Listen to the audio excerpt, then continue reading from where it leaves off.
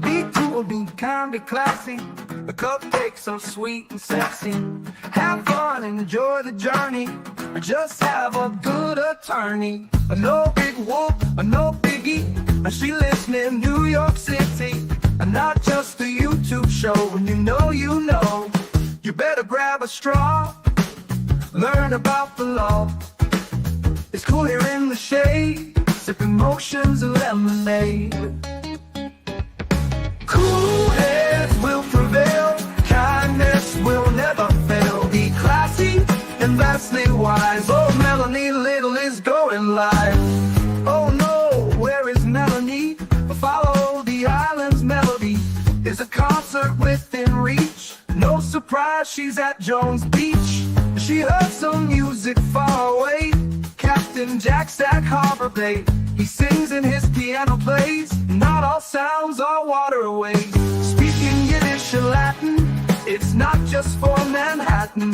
It's for Goethe and Machegas. Ridiculous that insanus. Oy vey, Marcus. Proset, that's for schmucks. Be cool, be kind, be classy.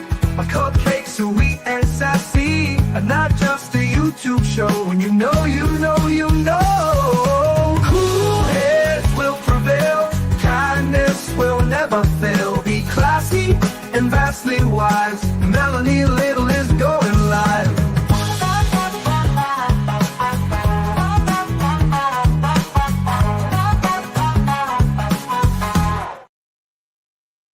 Good.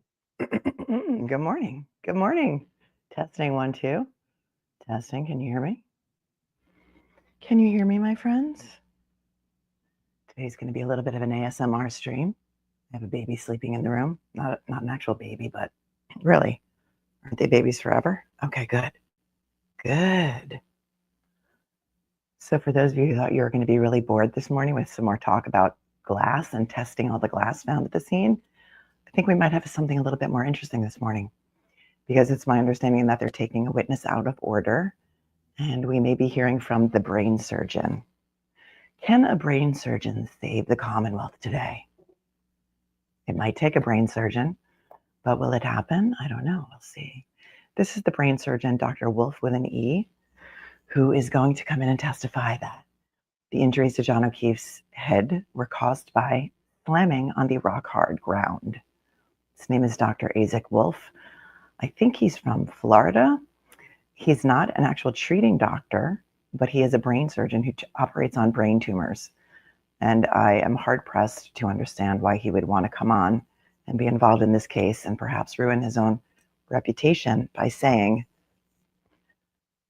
that falling backwards and hitting your head on rock-hard ground could cause such a massive brain bleeds in multiple portions of your brain that it would immediately incapacitate you and kill you.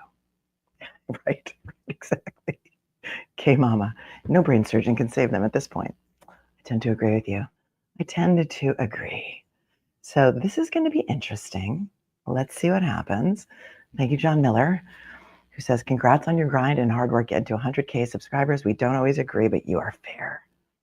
I don't know what we never agreed on. What did we not agree on, John? I'm just kidding.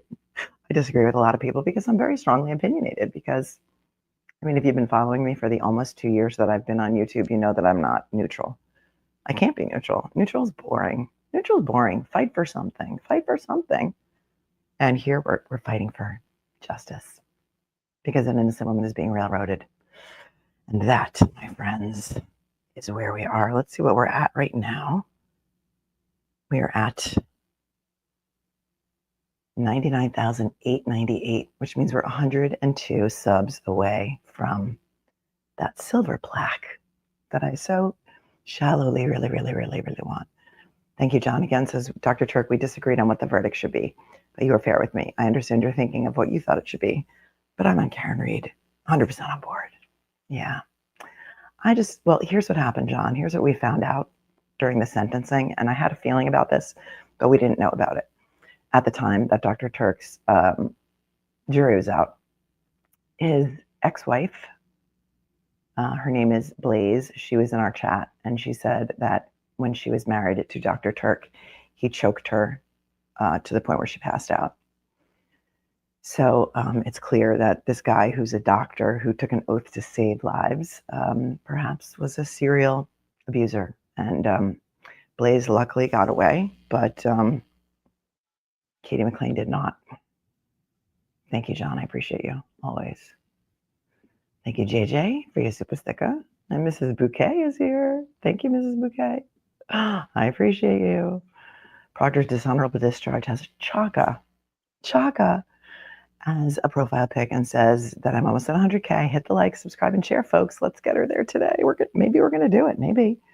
Oh, we love you with all of our hearts. I love you too. I love you with all of my heart. Thank you. Jules says, I hope he has a bachelor degree at least. Well, he's a brain surgeon, so he's probably the smartest guy that's going to testify on behalf of the Commonwealth. However, accepting this gig may not have been his smartest choice, but we'll see. We'll see. Thank you on top for your super sticker and for being on top of it, as always. Good morning, Big Hoss. Thank you on top for reminding everyone to hit the button today. It is free. The sub button is free. The like button is free. And it's like when you go to somebody's house and you wipe your feet off at the mat. When you come into a YouTube channel, you should just hit the like. Somebody wrote me an email the other day and said, you should remind your viewers that they have to hit like on every video, because I didn't know that.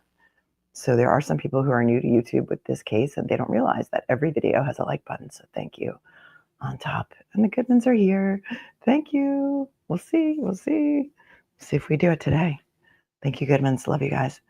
Alessi, the expert slayer, says, good morning. Good morning. And the Goodmans gifted a membership. Good morning to whoever was randomly chosen by YouTube to be the winner of a Attorney Melanie Little subscription. You too can use the emojis now that are special for members. We have special emojis. So many of them we made for this trial, like we are outraged and what if any? Wait for us. How dare you? Just some of them. We have the puffy jacket and so many others. So many others. Thank you, Goodmans. Kay Willis is here. She's a realtor. Everyone click that subscribe button. Let's get to 100K today. Thank you, Kay Willis, for your 10. Kay Willis is a realtor south of Boston. If you too would like to get out of town and sell your house, Kay Willis is your girl. Check her out. Thanks, Kay. Always a very kind and generous benefactor to the channel, as is Midnight Mike. Today's the day for 100K. We love Melanie. We love you, Mike. And New Hampshire Woman says, let's get to 100K today. Thank you, New Hampshire Woman. I appreciate you so. I'm Cora, not Chloe, says it's not a like button. It's only an acknowledgement. But all you have to do is acknowledge that you're here. Because without you guys, I would be screaming at the television all alone. And how sad would that be? I would have nobody to scream with. Jessica. Hey, Melanie, I'm epileptic. I've had 8 concussions and most have been on concrete pavements and I can still function fine. Oh, I'm so sorry. That's terrible, Jessica. Also, hey, Melanie from me and Nan in the UK, Manchester, sending love to you. Hello to you and Nan. Hello. I mean, think about all of the figure skaters that fall on ice and slam their heads. And after being thrown into the air to do some kind of triple sow cow or whatever it is that they do and slam their head on ice. And we've seen it happen live on television. And they didn't split their head open. And ice is pretty hard. I would say ice is similar to rock hard ground, although I am not a podologist, which we found out from our genius friend, Bobby Alessi, is the name of somebody who specializes in soil. Podologist. Thank you, Jessica. And Midnight Mike gifted 5 memberships. Thank you, Mike. Oh, are they here yet? I saw the camera move. Thank you, Aaron. Hope your family knows we love them with all of our hearts. They're an extension of you. Sending prayers. Thank you, Aaron. I appreciate you. Thank you. Thank you. Be rad. Show Melanie some love this morning by hitting like, share, subscribe. Let's get her to 100K. Thank you, mods, for amazing work and all that you do to keep the chat family friendly. Yeah, they're pretty amazing. The moderators are amazing. I mean, I couldn't do it without them. The best on YouTube. The best. I pinned an article in the chat for you guys. It's from Barstool Sports. And Barstool has kind of been back and forth on Karen Read. This one, even just the title alone is fire. And I'm in the article, or at least a video of mine is, as is Andrea Burkhart, Olivia Nile. If you're here, Olivia, you made Barstool, and so did I, and Andrea, and a couple of other people too. So check out that pinned article. This one was really pro Karen Read, which was nice to see because they've been waffling. Please be rad for your super sticker or super chat. A little bit better, New Hampshire one. Thank you for asking. A little bit, I'm getting there. Lisa, thank you for your super sticker. I appreciate you. All right, so how much money do you want to put on her? The judge coming to the bench and saying, so you wanted to see me at sidebar? Oh no, don't fail me now, internet. Don't fail me now. I had to bribe the desk clerk for the fast Wi-Fi password. Don't do it. Don't even. The title of the Barstool article is Karen Read Retrial, Week 4.5. The prosecution implodes with the most embarrassing testimony in the history of the legal system. Yeah. The author of the article is Jerry Thornton, and he posted that yesterday morning. And that was before Shannon Burgess testified yesterday. Yesterday, he had the date of the incident wrong. He swears it happened on January 30th. He swears everything happened on January 30th. So you can't make it up. You just can't make it up. He's got the date wrong. He lied about his degree. What's the problem? When your expert lies on the stand, it's a problem. It's a big problem. Thank you, Cherie, for gifting a membership. I appreciate you so much. And Mike, I think I thanked you, but if you did another 5, then you're awesome. You're even more awesome. Thank you, Taylor. Says you rock. Happy to be here. Good morning from New Hampshire. Good morning to New Hampshire.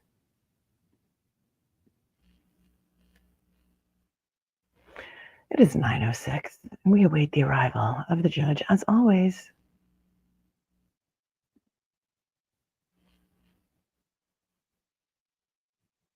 Oh, really? Paul? Julie Grant wrote that he was great. Didn't even watch it.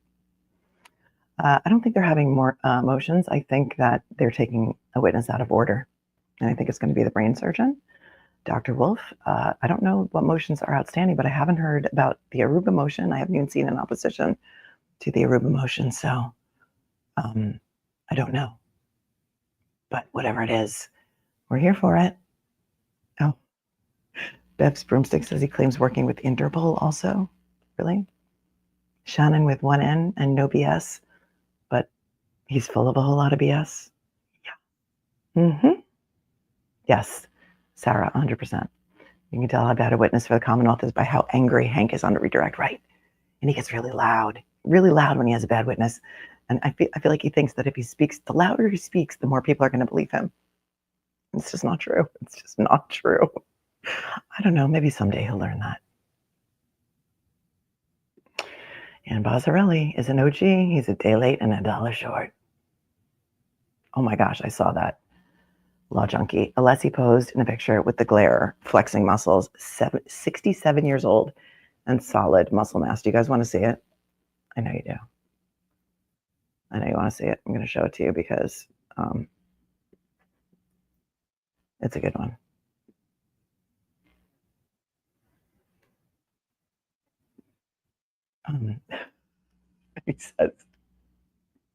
He says, Will said in his post, no wonder Massachusetts has such strict gun laws. It's like crazy. All right, good on them. There's a red carpet.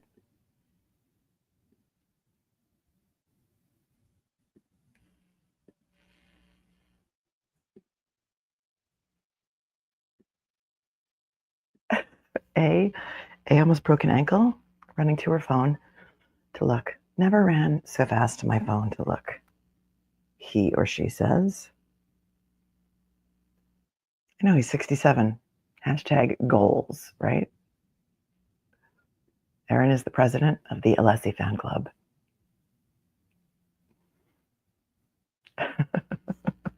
Olaf, the Russian metalhead, says, Alessi, after being born, drove his mom home. That's fantastic. He was probably born needing a brush as well. Some babies are born needing a brush. My babies were all bald until they were like 2. Oh, that's crazy. He does. Oh, Melanie Little's head bucket is here. I wonder how busy you'll be today catching my head, however many times it pops off. We'll see. If you're new, welcome to the Snark Tank. It's called a Snark Tank for a reason. It's a competition to keep each other laughing, because if we don't laugh all day, we're just going to cry all day. And it is very competitive, but dip your toe in the water. The water is fine. And again, with the usernames, we also have a competition for usernames, unofficially, of course. Technically, Hank is a weasel says, OMG, that is awesome. Proctor's Proclivities is having another hip replacement tomorrow. Sending you all of the healing vibes and all of the good vibes. That's a major surgery. So hopefully we can keep you company in your recovery and everything goes well.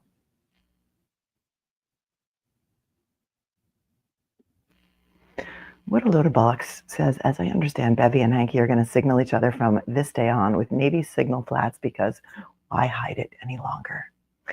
So funny, because so many people are new to this trial, and somebody came into my comments and said, I noticed this, that the judge was doing this. And I said, we noticed that during the last trial. This has been going on forever.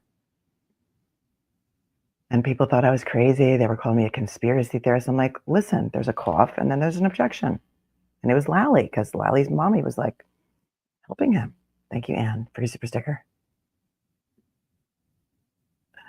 Teresa, the only thing that makes sense of this obvious corruption is they don't care what outsiders think. They only care about retaining power like thugs and continuing their corrupt something. You probably ran out of characters, but I am pretty sure I'm picking up what you're laying down. Good morning, Alessi, the expert slayer. Thanks for your super chat. The Goodmans gifted a number membership. Thank you so much. Thank you so much. Today's the day for 100K. Mike is talking in rhymes this morning. Kindergarten Cop, good morning. So good morning, everyone. Please take a few seconds and smash the subscribe button. It's free. It's free. We want to hit 100K today. Let's see. Court is late. We're here, but they're late. Uh-oh. We're at 99,965. I'll just keep it open here. Thank you, Beth, for your super sticker. I appreciate you so much. And Chastity Danielle gifted a membership. Thank you. Thank you. Unitti's Venus Blue Flannel. So proud of me. I'm so proud of you. Thanks for always being you. Oh, thank you. My face has subtitles, I have a hard time being fake, so I'm about as genuine as you're going to get. Thank you, Jess, for gifting a membership. That's so sweet of you. We did it. 100,001. But now probably 5 people unsubscribe. But I think we did it. Unofficially, I think we did it. Hang on. I'm verklempt. Hang on.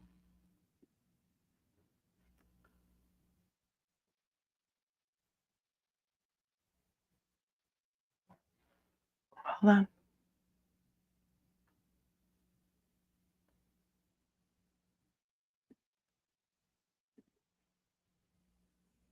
Ta-da! We did it. We did it, Joe. We did it. Wow, that's really exciting. That's really exciting. You guys are not even 2 years old. We're not even 2 years old, and you're all my babies. Thank you. I'm verklempt. Thank you. Special thank you to Auntie Deb, aka Jimmy, who apparently told everyone to come and sub to me today in his early morning show. So thank you, all of you. I would like to thank the Academy. I'd like to thank my parents for always believing in me and always telling me that they could never win an argument with me. And to my siblings, my children, and everyone else who has supported me throughout the years, I thank you with all of my heart. And to each and every 100,018 of you that chose to hit that subscribe button, I couldn't do it without you. It's a big day. Thank you, guys. Thank you. Kelly, objection beyond the scope of all reality says, I have a brain tumor, benign, and my neurosurgeon wouldn't even opine on an MRI I'd had for MS. I had to wait for a neurologist, never mind injury causation. Oh, wow, I'm sorry about your brain tumor. I hope you're okay, Kelly.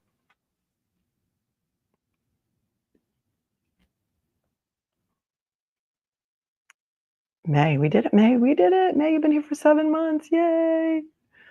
And have you gotten any word or seen any reports on how the jury has reacted to this nonsense? I just can't think they would react well. I have not. I haven't had time to really get through Twitter and see what any of the reporters that are reporting on jury reactions have been saying. And so just not quite yet. If anybody knows, feel free to chat about it. Oh, thanks, everyone. Thank you, guys. What? On Boston 10, a judge said Karen Reed should be worried? Claire? No, I disagree. Oh, is that retired judge who's on their channel sometimes? And he's really afraid to speak out against Judge Canoni because maybe they're friends. Thank you. I disagree. Have they even shown a car accident yet? Have they even shown, do they have one doctor who's going to say that this is related to a car accident? His death is related to a car. The medical examiner couldn't even say it was a homicide. And she absolutely said she looked for injuries related to a car accident and she couldn't find any. And she's the only witness that they have that examined John O'Keefe's body. The only one. Everyone else looked at records, reports, photographs. She's the only one. She couldn't say it. Dr. Wolf didn't, this doctor that's coming in today, Wolf with an E, did not see the body, did not examine the body. And so how he's going to be able to, are they not even going to call Renee Stonebridge the brain doctor? I mean, the doctor who examined his brain? That's insane. And then I read somewhere that the defense case might only be a week long. So if they haven't, the Commonwealth hasn't called Proctor. They're not calling Higgins.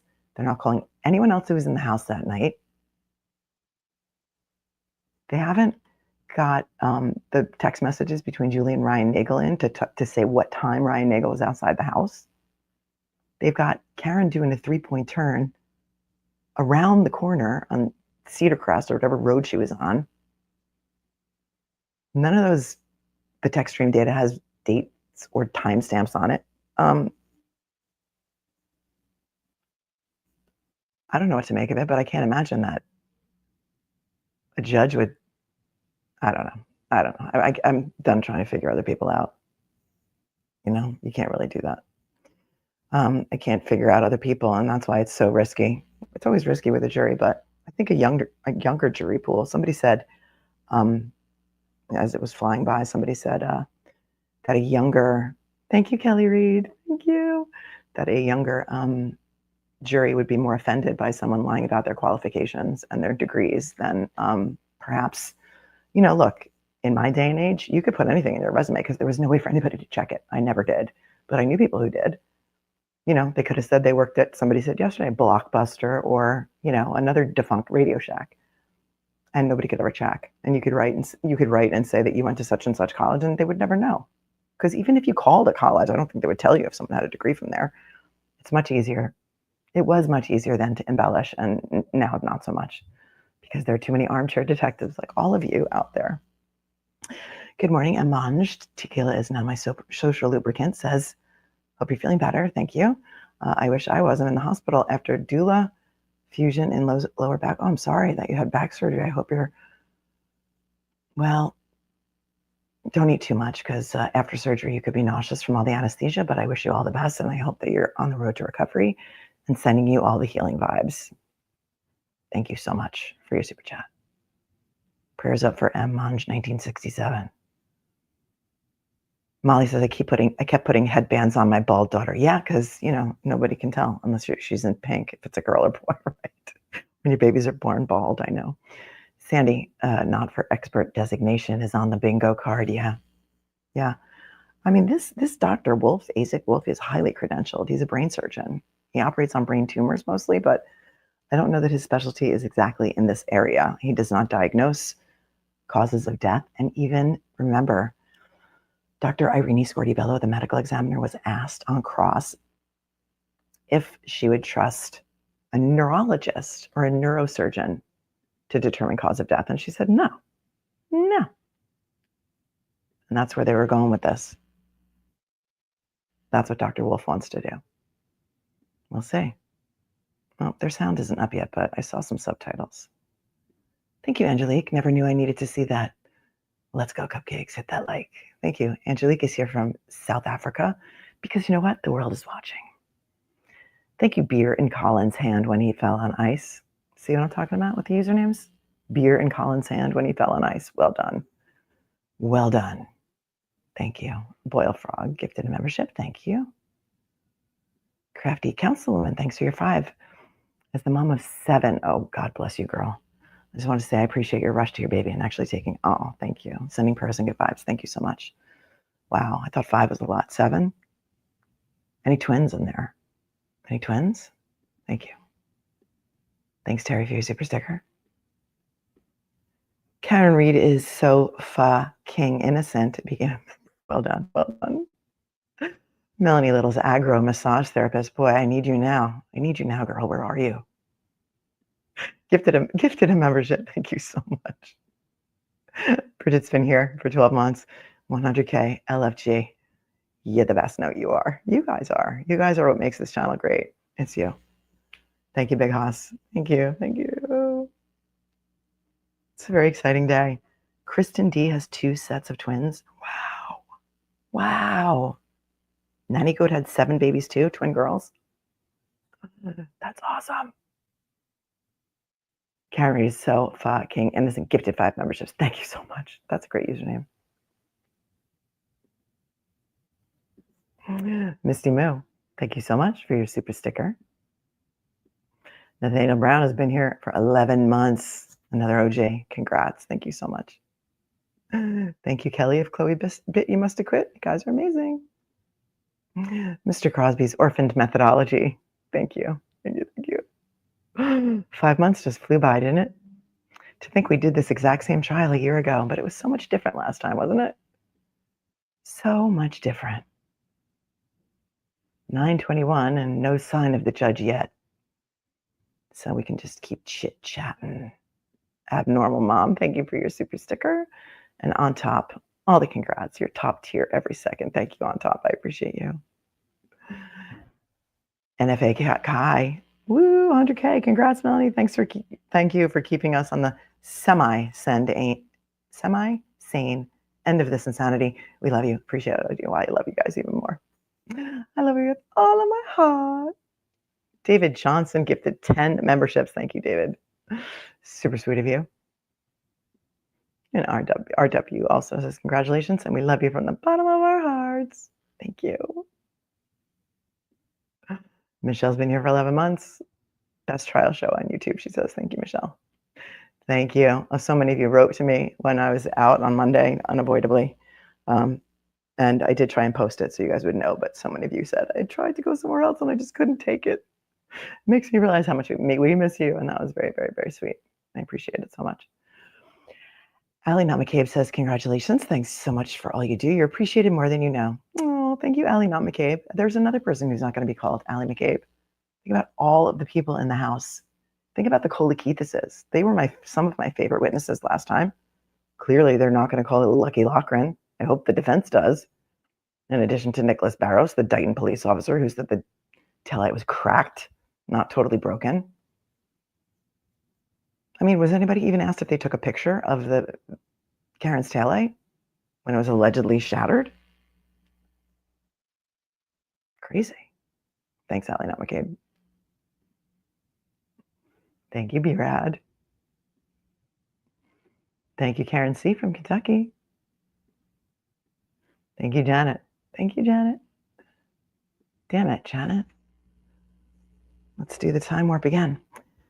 Living that GP life, slot style. Thank you for your 20. Yay for 100K. You're amazing, Melanie. Don't ever change. Oh, thank you. Thank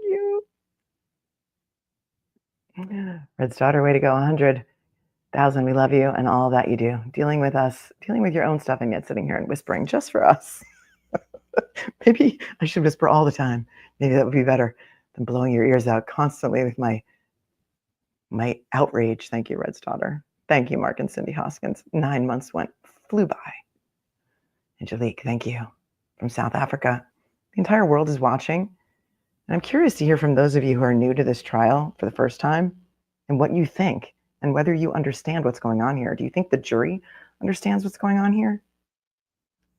Do you think they get it? Because is it even really clear? There's a whole bunch of clips played out of context, you know, of Karen's own statements that she gave to every news outlet, which, you know, I'm not a huge fan of, but I don't think they hurt her. John O'Keefe still wasn't hit by a car, no matter how many drinks she says she had. Thank you, private info. Yes, YouTube sends me a silver play button. It's a giant, like a plaque to hang on the wall, and you get a little check mark next to your name, and it's like, you know, it's like street cred. It's like street cred. So many people that we watch have them. Andrea Burkhart, Kurt Uncivil Law, Larry DUI guy. He's pushing, I think, I don't know how many, but I think Peter Tragos is almost up to 500, and I think Emily Baker has the most. I think of all law tubers. I think she's closer to 1 million. So thank you very much. Not a $20 gift card from Dunkin's, but an actual silver play button. And I don't even think I have to like ask for it. I think it just comes in the mail, but I don't know. Because I think Duty Ron and Ed are up to like almost 500,000 too. I'm not sure. Thank you, private info, so much for your very, very super generous $50 super chat. And look at Aunt BB too, with her $100 super chat. She was my first member ever. When I opened memberships, she was the first one. And she's been here ever since. OMG, I'm so excited. She says, I remember the very first time I saw you, I knew you were as sassy as me. I'm so happy, proud to be a cupcake. Love you more, Aunt BB. I think it was on Duty Ron's show, right? Ed Wallace was on assignment for, I don't know, like 6 months. And so I guest hosted with Duty Ron before I ever even had my own channel for maybe 50 shows. Thanks, Aunt BB. Thank you. All right, what is going on? Does court ever start on time? It's 9:26. Thank you for your super sticker, Mark and Cindy Hoskins. I appreciate you so much. Abacus Lynch, thanks for your 20. Aperture Science, we do what we must because we can, for the good of all of us, except the ones who are dead. Thanks, Abacus, for your 20. Genius Dr. Alessi Saves the World from Iceland says, I feel like I won something when Mel hit 100K. Aw, thank you.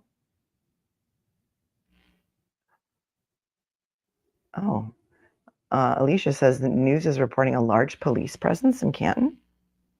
No, court's not at 10 today, is it? Did they say it is? Because, you know, that would have been nice if they told us. I don't know. Oh, we're here. Oh, here they are. You are unmuted. We're unmuted. Gotta save us from the Commonwealth. She is. Could I see counsel at sidebar, please? Of course you can. Let's see how much she'll be smiling today. We saw a lot of teeth yesterday. She was like, there was a lot of smiling going on. It was almost weirdly freakish because she doesn't smile all that much. So it was a little bit bizarre to see that, all the teeth. Thanks, Chastity, for gifting a membership. And can I read it so fucking innocent? Thank you so much. Sofa King. Like, as if that was a store that sold sofas. Gemma says, I heard Chuck Norris is scared of Alessi. All right, let's see who's in the courtroom. Let's play I Spy. I Spy Will, the Glera. I Spy Annie Elise from 10 to Life and Serialously podcast, who I'm a big fan of. Who's in the front? Let's see. Nathan Reed, Mr. and Mrs. Reed. Oh, is that Nan sitting next to Glera? And the camera, of course, has to focus on her parents. Of course. What is taking so long? I don't know. The judge just took the bench, Donna. She's there. Oh, thanks, Jack. Jack says, I've been following since the Maya trial. Oh, from Australia. Thanks for all you do. Congrats on 100K. Silver button's on its way. Yay. Thank you. Sadie's right. This is the best chat on YouTube.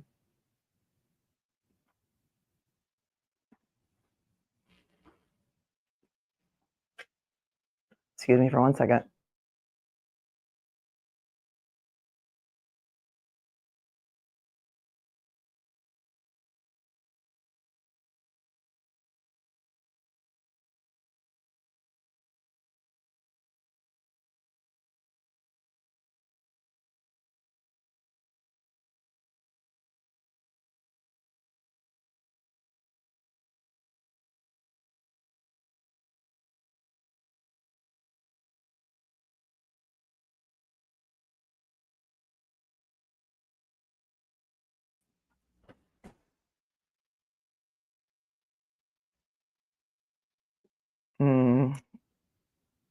wonder what's happening. It's so weird being at home and not knowing what's happening. Although when you're in the courtroom, you don't really know what's happening either because you can't hear what they're saying. Thank you, Bruni Saint from Australia. Says the biggest congrats to Melanie. It is well deserved indeed. Aw. Thank you guys for believing in me. And you know what's so funny is that Kevin Costner was my first live show. I did a series on Kevin Costner's divorce because he had me a tin cup, and that was something I was interested in. I thought other people would be interested in it too, and you guys were. And if you build it, they will come. And it's not even 2 years since I posted my first video, and you guys are amazing. It's been, if you build it, they will come. You're never too old to dream a new dream, my friends. You're never too old. Do the things, do the stuff. If you want to go to law school and you're 40, go to law school. You can do it. You can do anything. Thank you, Sandra. The latest microdot video, I think I did. It's rather short, right? And is it the one with the judge looking at Brennan and smiling? I think that's the one you're talking about, Sandra O'Rourke, and I think I did. Thank you very much for your 5. Tracy, thank you so much. Thank you so much for your 20. I appreciate you. Mo says, would you recall Jen due to the 1231 claim of when she hit him? Jen texting him at 1231 saying she was looking at the car. That part bothers me. But I think it was all brought out, right? Because she was actually texting at 1245 and said she saw the car. So I think all of that stuff was brought out. They can't really recall her unless it's something new. But I think all of that was kind of hammer home, don't you think? Do you guys think? Let me slow the chat a little bit. It's a little bit fast.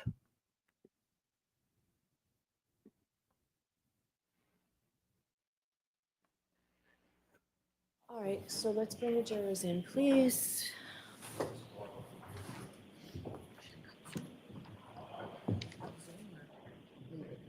Leave it for now.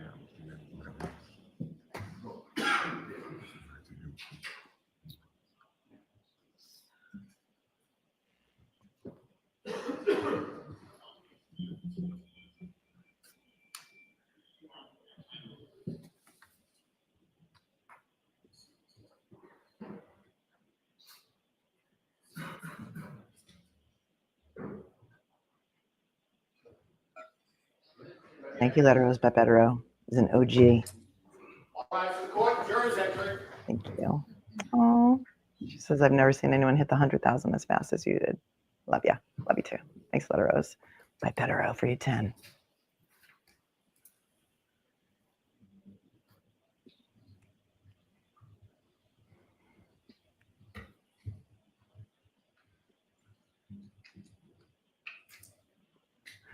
Yes, Chastity Danielle, I wonder if the binky-wielding weasel regrets not having that voir dire. Yep. Could have found all this out outside the presence of the jury. Now the jury has been privy to all of it. All of that stuff on Shannon Burgess, the jury has seen, and I think it was probably better that they didn't get the voir dire. Too bad, so sad you lose. Thank you. Great point. Good morning, jurors. So an issue has come to my attention that is going to make it necessary that I talk to each one of you individually over at sidebar with counsel. So the process will take a little while. So I'm going to don't speculate as to what I'm going to talk to you about. Please, when you go back to the deliberation room, talk about anything but this case, and I'll see each of you individually. And the process may take time. The cameras will be shut off, and I'm going to talk to the lawyers about whether we clear the Wow. no filming. All right, send you back. And we'll send you back. Wow. Okay. All right, now I'll see counsel. Hold on. Let me just get the banner up.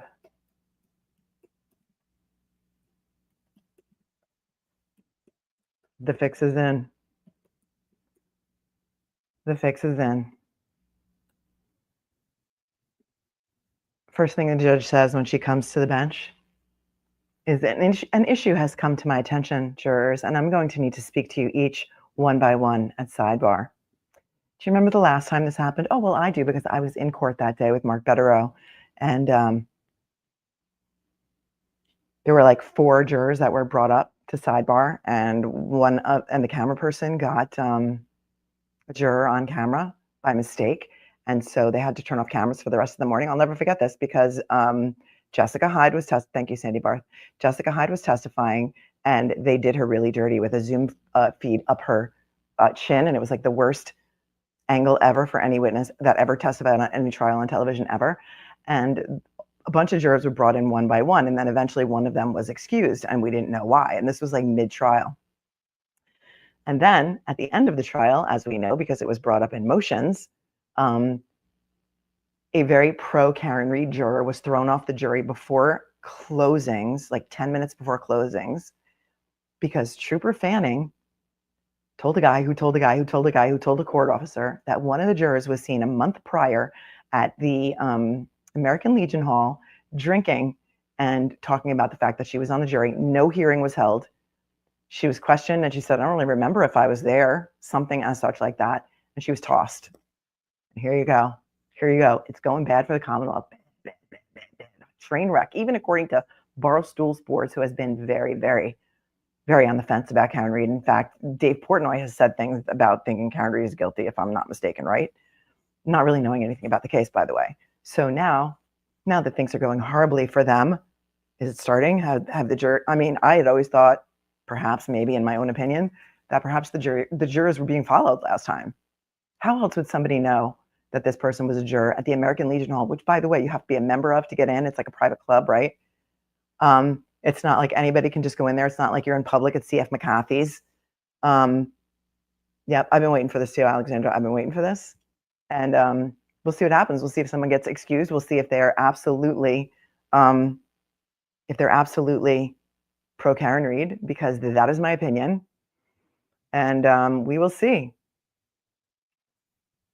We will see. I think I have Howie Carr's article. Hang on 1 minute.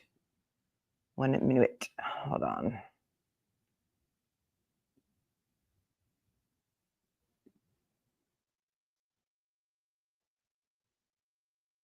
Yes, we can read that.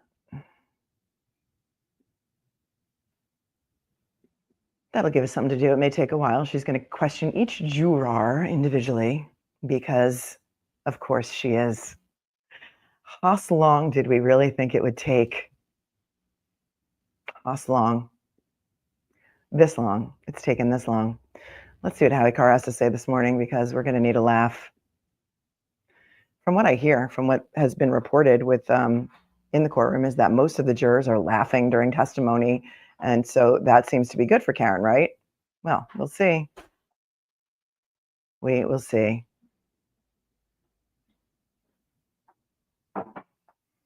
One sec.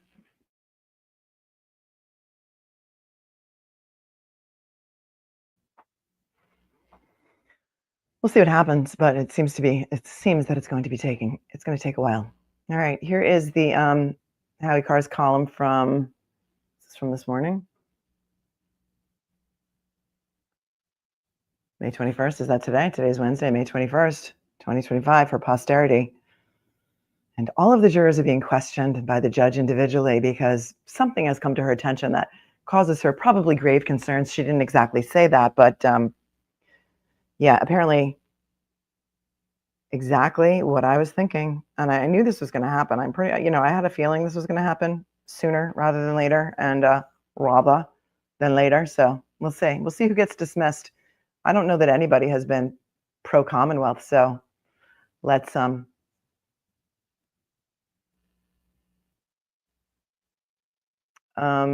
it could be anybody. Yeah, that was Howie Carr's tweet, and I don't know if that's accurate. I'll address this later. Thanks for your 20. Says, whether this is true or not, someone reported yesterday that the jury complained that the judge was interrupting and sustaining and not allowing the jury to hear full answers. They were reportedly complaining about the judge. People have reported that. I've been the one reporting that. I have not reported that. I read Howie Carr's tweet. Howie Carr tweeted that like last week, and I don't know if it's true or not. So that just teaches me a lesson to always put what I'm reading on screen, because people had put in other people's chats that I'm the one who reported that, and I was merely reading Howie Carr's tweet. So thanks for pointing that out, because that reminded me what I wanted to say about that. Here's Howie Carr's column from this morning. High degree of idiocy taints case. In the movie Animal House, John Belushi's character, Bluto, had only gone to Faber College for 7 years.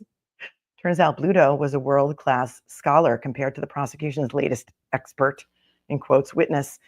in the Karen Reed murder trial in Dedham? Meet Shannon Burgess, who, although he's claimed on multiple occasions to have a bachelor's degree, doesn't have anything close to a BS, although he's currently full of it. BS, that is. Oh, he must have seen my thumbnail from yesterday. I'll allow it, Howie. He watches my show and he shouts me out, so I got you. Under cross-examination Monday from defense attorney Robert Alessi, Burgess was grilled about his fabricated academic credentials. If I do the math correctly, sir, Alessi said Monday, you have been pursuing a Bachelor of Science degree for 17 years, correct?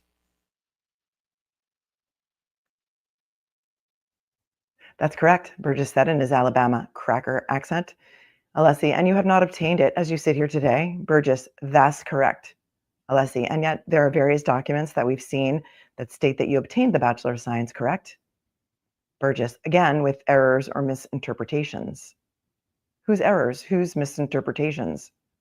This preposterous Peckerwood was brought in to try and clean up after some of the disastrous testimony of earlier prosecution witnesses. He's an expert on technical matters. The problem is that the prosecution's different technical narratives are providing reasonable doubt as to their deranged attempts to railroad Karen Reed. The problem, the prosecution claims, is, quote, clock drift. But once again, Shannon began stammering in his backwoods drawl. But once Shannon began stammering in his backwoods drawl, it became clear the prosecution's problem was truth drift. He works for a company called Aperture, which rhymes with departure, which probably will be Burgess's next career move with the company. The only question is, how long until he's fired? To a battle of wits, Shannon comes unarmed. Oh, well done, Howie, well done.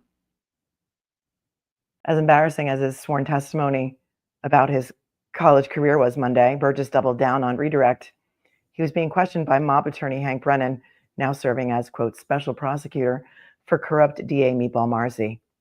Hank Brennan asked him why he had claimed on his most recent resumes that he was still seeking a bachelor's degree. Because I'm currently pursuing a bachelor's degree, he repeated. In this trial, he was filling the technical role played in the first trial by State Trooper Joseph Paul. He was the guy who claimed the crime scene spoke to me. Paul was painfully stupid, but now Shannon Burgess makes him look like Albert Einstein. And with his cone head, Paul cut a less ridiculous figure than the follically challenged, calls him a redneck. I don't know, that's not really a great word, but I'm just reading it. He purports to be an expert, but his only post-high school diploma is an associate's degree from world-renowned Wallace State Community College of Hanceville, Alabama, formerly known as the George Corley Wallace Trade School of Cullman County. But it's a great school if you want to learn how to butcher hogs, or in Burgess's case, butcher expert testimony. He confused bytes and bits, which is something any expert would know, or so you would think. He repeatedly said he extracted data from the cell phone of Mrs. Reed. That would be Karen Reed's mother, because Karen is not married. I said that. On cross-examination, he told Alessi how important it was to synchronize timelines on cell phones down to the second. Then Alessi pointed out that every date on his expert report was off by 24 hours. He had listed the wrong date, January 30th, instead of January 29th. In other words, this hillbilly wasn't off by 1 or 2 seconds. He was off by a whole day, 86,400 seconds. Parlance, he howled at his incompetence Parlance, he shouted as his incompetence was shown. Parlance, he knows what that word means. But when he was asked the previous day by Alessi if he knew the definition of the word mendacity, he drew a blank. As a graduate of the George Corley Wallace Trade School of Cullman County, I'm guessing there are a lot of other words Shannon doesn't know the meaning of. Speaking of mendacity, it is the contention of Shannon that he volunteered his new report mid-trial to Hank Brennan, totally unsolicited by Whitey Bulger's old lawyer. So Alessi showed him the cover letter, which begins, "Dear Mr. Brennan, pursuant to your request, I have completed an additional analysis." Alessi, this wasn't done on your own initiative. You put it in writing that you did it at the request of Mr. Brennan. Which is it? Burgess. So that was on my own initiative. This is a holdover, so a copy and paste from my original report. Brennan has had this problem with witnesses in earlier trials.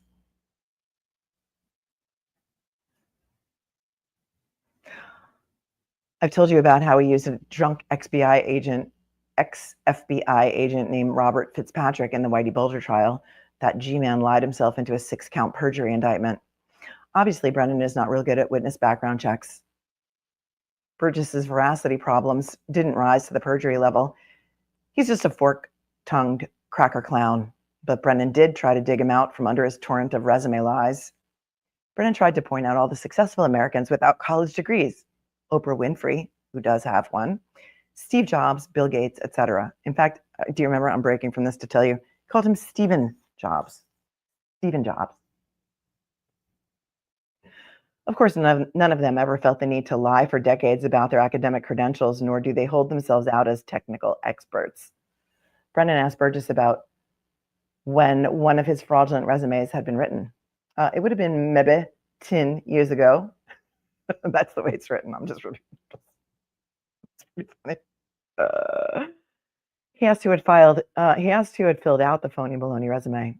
I don't particularly remember filling it out, but obviously I did. Well, that must have certainly helped rehabilitate your witness with the jury, Hank. And now Shannon Burgess slinks back in humility to his new home in Texas. Yesterday in court, he was wearing the same suit and tie he had on Monday. Obviously, Hank hadn't given him a heads up on the multi-day beating everyone else knew was coming his way from Karen Reed's defense team. How can Burgess ever testify as an expert again on anything? In the movie Animal House, when Bluto is on the ropes at Faber, he whines 7 years of college down the drain. When Burgess gets his Aperture departure, he'll have his own sad song to sing. 17 years of college down the drain. Well done, Howie. Well done. Thank you for suggesting we read that while we wait. Still waiting. Let's see the cover of the Herald today. Oh, this is funny.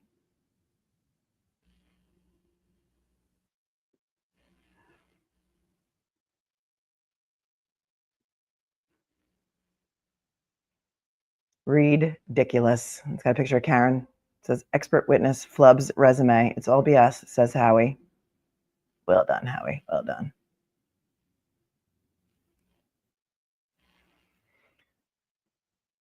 And so we wait for however long it's going to take for the judge to question each and every juror about whatever it is that she's questioning them about. Are we surprised? No, not really. Not really. Not so much at all, actually. Kind of knew this was coming. Just didn't know when.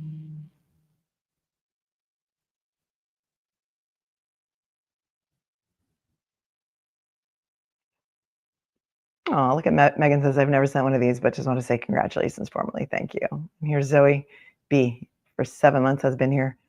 Congratulations. Here's the next 100K. Thank you. If you weren't here earlier this morning before the judge even took the bench, I think we hit 100,000 subscribers. So thank you, each and every one of you, for clicking that subscribe button, because it really helped. Alicia, where did you see that the news is reporting a big police presence in Canton?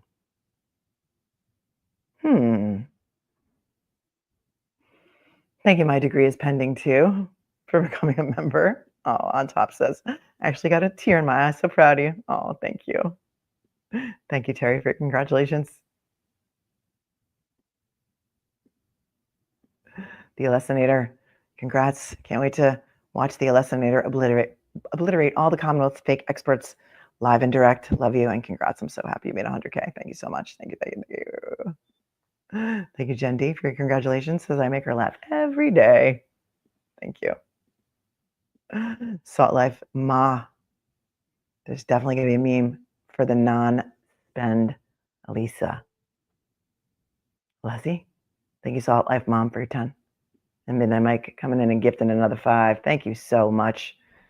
And I don't recall gifted a membership as well. A lot of new members today. Welcome, welcome, welcome. Due to the generosity of so many of you out there. Mrs. Bouquet, thank you for your congratulations and for being a loyal and generous viewer of the channel. And Rhonda, thanks for your super sticker. Press your duck says the last witness yesterday had a dry mouth, and while trying to listen and work, it kept annoying me so bad. The weird dry mouth smacking noise. You may have something called misophonia, which I did not even know was a thing until I started a YouTube channel, and people were getting very annoyed at me swallowing in the mic when I would take a sip of water. And so I learned that it can be debilitating to people. And so I now mute my mic when I swallow. Who knew? I didn't know. I had no idea. But apparently that does bother a lot of people. Apparently it is debilitating. Finessi Alessi, why have the defense not shown a visual reconstruction of this accident to show where injuries would occur and how the evidence does not support this? The defense has not started their case in chief yet. And so I don't know if you mean Commonwealth, I don't know if you mean prosecution, but the defense's case will not start until at least next week. I don't know how many more witnesses the Commonwealth has. But if they show that yellow cottage cheese video, I will just die laughing, as will all of you. I know. Thank you, Finessi Alessi, for your super chat. Tupac, if you took only 1 to 3 hour class per semester, taking summers off, you could technically graduate in 17 years. Thanks for doing the math on that. Thank you. I appreciate that so much. Crafty Councilwoman, 7 children, no twins, 4 birthed and 3 adopted, 6 boys and 1 girl. Never a dull moment. And yay on 100. Oh, that's amazing. You'll never be lonely, Crafty Councilwoman, and you'll never retire. Welcome to the club. Maria Devona, thank you for your $20 super sticker. I appreciate you so much. Marie Devona. My ring video stopped working on that night, right? Says, I never realized how much I needed you for this trial until Monday when I was lost looking for a life similar to yours. Thank you for what you're doing. Congrats. Oh, thank you. Thank you. Bianca, thanks for gifting a membership. Thank you, Brog, for your congratulations. I appreciate you so. You're the best. No, you are. Becky says, even the fan checked out of this S show. Yeah, the fan has refused to move. I don't know. What's the weather in Dedham today? Let me check the weather. Kind Mom in Massachusetts says that the police presence is on Will Drive. Their offices are on lockdown while they search what? What are they searching? I guess I just jumped into the middle of a chat in the chat. Let's see. Weather in Dedham is 51 degrees. Feels like 41 degrees. It's a little chilly up there in Dedham, eh? Cloudy. It's going to be cloudy all day. With a low of 47 and a high of 54. This is cloudy. Mr. Reed still had his jacket on, eh? No, I wasn't talking to you. Thank you, ShamWow, who's been here for 9 months, said the defense fund hit $1 million this morning. That's amazing. Thank you, ShamWow. The Karen Reed Defense Fund link is in the show notes below if you would care to donate. Even $5, every dollar helps. All of Karen's attorneys are now working for free. She's $5 million in debt to her attorneys, and they've said that they believe in her innocence so fiercely that they will not be charging her. And Robert Alessi came on. He's pro bono as well. And but the experts are very, very expensive. And so while most of the money in the defense fund has already been spent, it's going to experts. And when they need to fly them in for things such as like voir dire. And then the judge did not give Shannon Burgess a voir dire. And look what happened in front of the jury. He was excoriated. And it was delightful. It was delightful because nobody deserves that more than Hank Brennan, in my opinion. My opinion. Thank you. My degree is pending too. Became a member. Welcome. C. Ruth says, we love watching your channel. Great coverage and enjoy the snark of this tribe. Well, thank you. It is it's a fun place. No messy with Alessi. Thank you. I love you with all of my heart too. Thanks for your 10. Luann, thank you for your 10. You guys are so nice to me. Living that GP life is sloth style. Gifted a membership. Thank you so much. Saw Life Ma says, I meant non-specialist meme. Oh, okay. Thank you. I couldn't. Sometimes it's hard when people are on their phone and they type in stuff and it's hard to correct, and it auto corrects. Thank you, B-Mac. I appreciate you so very much. 5 of your own. You're a warrior. We're warriors. Thank you, B-Mac. LLALLI became a new member. 77. Thank you. Welcome. Sammy spills the tea. Not sure if you know this. Do you think Spanky's being paid by all of Massachusetts taxpayers or just Norfolk County? I want to know if my Plymouth County tax dollars are paying him for his shenanigans. I don't know the answer to that. I think it's Norfolk County that pays him because he is hired as he's not even a special prosecutor because there's no conflict. He's just a hired gun because Lally and McLaughlin are still sitting at the defense table. So no other staff attorney would touch this case in Norfolk County. They have at least 50 attorneys that are on salary. Nobody would touch it. I think it's a Norfolk County expense. So, but I don't know 100%. So if anybody knows 100%, let me know. Thank you. Sammy spills the tea for you 10. It's a complete waste. Sometimes you get what you pay for. He's only billing $250 an hour, which is like plumber rates in New York City. But Gen X 1968, 100K looks good on you, Melanie. Love all you do. Oh, you're a sweetheart. Thank you. Look at Private Info gifting 20 memberships. Thank you. Very generous today already, Private Info. As always, Hank Brennan, said that he was only going to be paid what the taxpayers were told. We're going to hire him for $75,000, a cap of $75,000 at $250 an hour. And they blew through that cap relatively quickly. And I don't know that they ever took a vote on giving him more money, but it's public record. He's been paid at least $234,000 to date. That's not including his trial prep or his trial work. And also they hired his paralegal. And she's been in court. Thank you, Private Info. Super generous of you. Just to compare, New York attorneys, like New York City attorneys, like, for example, Bobby Alessi, Scissorhands, bills out something like $1,800 an hour. Around that. That's what New York attorneys are going for. California attorneys, same. I mean, anybody ever get divorced in California? From what I understand, the rates are up there. Some of them could charge $2,000 an hour. And they bill every 6 minutes. So every 6 minutes at $2,000 an hour would be $200. Yeah, so there's that. 1/10 of an hour is the smallest bill that you will get for just even picking up the phone and making a call. Or a butt dial where nobody answers on the other end. So there's that.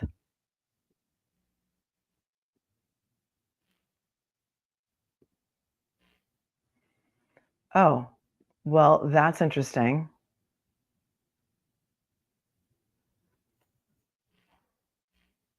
It says here, Canton police searching for possibly armed suspect wanted for threats. And that was on NBC 2 minutes ago. I just have a picture of the headline, though, not a link to it. You think somebody threatened?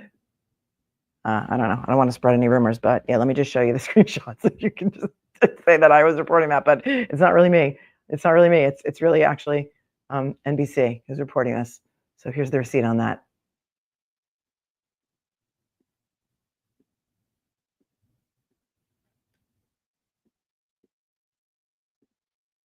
There it is. Canton police searching for possibly armed suspect wanted for threats. Somebody said there was a big police presence there. And perhaps that's what it is. Scary. Oh, so only Norfolk County is paying the bill, paying the tab for Hank Brennan.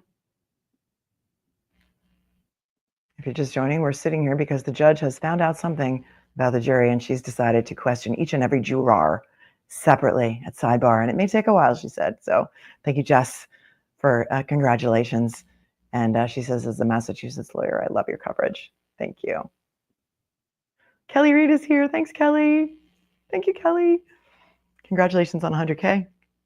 You were so deserving, and our family is so happy for you. Free Karen Reed. Thank you, Kelly Reed, for always being here. Love you with all of my heart. Commonwealth of Massachusetts 1692.0. See what I mean by the usernames? Nothing like being here with you for all the madness. Congrats on 100K. We love you. Thank you. Oh, and Mimi says, I inspire her every day to create. Thank you, Mimi C. Allison Nichols, thanks for your 10. Just Us for John O'Keefe. You made the Depp trial more fun. I didn't cover the Depp trial. I was not a YouTuber when the Depp trial was on, so you must be conflating me with somebody else. But it's okay. I'll allow it. But I did not, I wasn't a YouTuber. I was not a law tuber when the Depp trial happened. In fact, I was watching other law tubers at that time. Thank you very much for your super chat and your congratulations. And RW became a member. Welcome. And thank you, Deborah Lee, for your 10. Thank you so much. I love your channel, she says, and congratulations. And Pierre, thank you for your congratulations. Pierre's an OG as well. Thank you. Unfair View of Justice. Oh, that's a great name too. Thank you. Appreciate you. Melissa, thanks for your super sticker. Melissa Chin. Terry Johnson, my 21-year-old daughter is graduating this weekend with triple honors bachelor's degree and will be joining the police force. Any advice for her? Well, is she in Massachusetts? Terry, congratulations. Congratulations. You must be so proud. Triple honors bachelor degree. That's amazing. Congratulations. Never having been in the police force myself, I have no advice to give. However, I'm sure that you're very, very, very proud. Maybe if she's in Massachusetts, she might want to go somewhere else. That's all I can say. Thanks, Terry Johnson, for your 10. Technically, Hank is a weasel. Jen says, with a $50 super chat. Thank you. Super generous. Thank you so much. Thank you. She says, congrats on 100K. It is well deserved. You're my favorite law tuber. Oh, you're very sweet. How much longer shall we sit here? How much longer will it take? Let's see if we can find any more info on what NBC was reporting about. Well, Canton police say scene is clear after search for possibly armed suspect. Let's pull it up.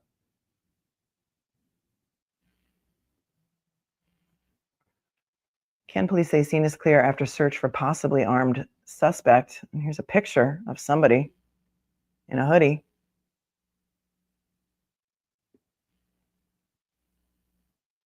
Make this bigger for you.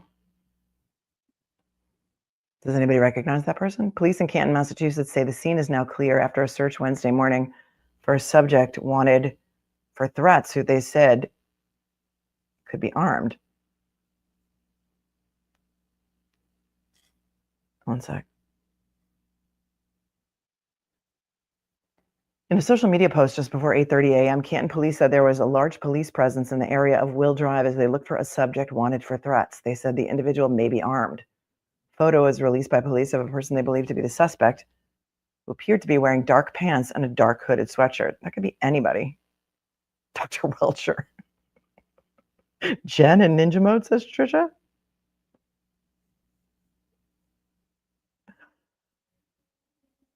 The photo was released. Okay, so that's the photo. Here it is again, in case anybody knows this person. And here's the X post from Canton Police. Community advisory, there's a large police presence in the Will Drive area looking for a suspect wanted for threats. The individual may be armed. Police drones, K9s, and the Massachusetts State Police Air Wing will be on scene. The photo attached is believed to be the subject, I mean. That was at 8:30 this morning. Police drone units, K9s, and the Massachusetts State Police Air Wing were all said to be participating in the search. Aerial images from the scene showed multiple Canton police cruisers and at least one state police cruiser in the parking lot of what appeared to be an industrial building of some sort.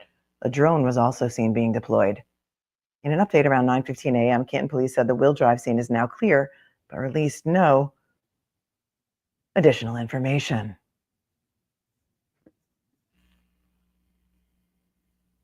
And here's what's happening now in the courtroom.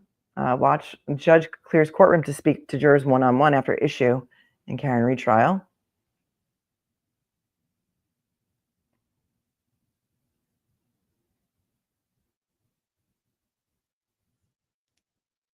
Doesn't really say. All right, so this is the last thing they posted, I think, 24 minutes ago. Canoni says there's an issue and she needs to speak to each juror individually. Don't speculate as to what I'm going to talk to you about, Canoni added. Please, when you go back to the deliberation room, talk about anything but this case, and I'll see each of you individually. Courtroom was cleared, including press, according to NBC 10, Boston's courtroom insider, Sue O'Connell. Press is not allowed on the second floor where the courtroom is, and they were told to take all of their electronic devices as they left. Okay, well, that was 25 minutes ago, as of whenever that was. And here we sit. Did anybody recognize the person Thank you. Thank you, Grace. Anybody recognize the person? That could be anybody in that hoodie. Could be a man, could be a woman, could be anybody.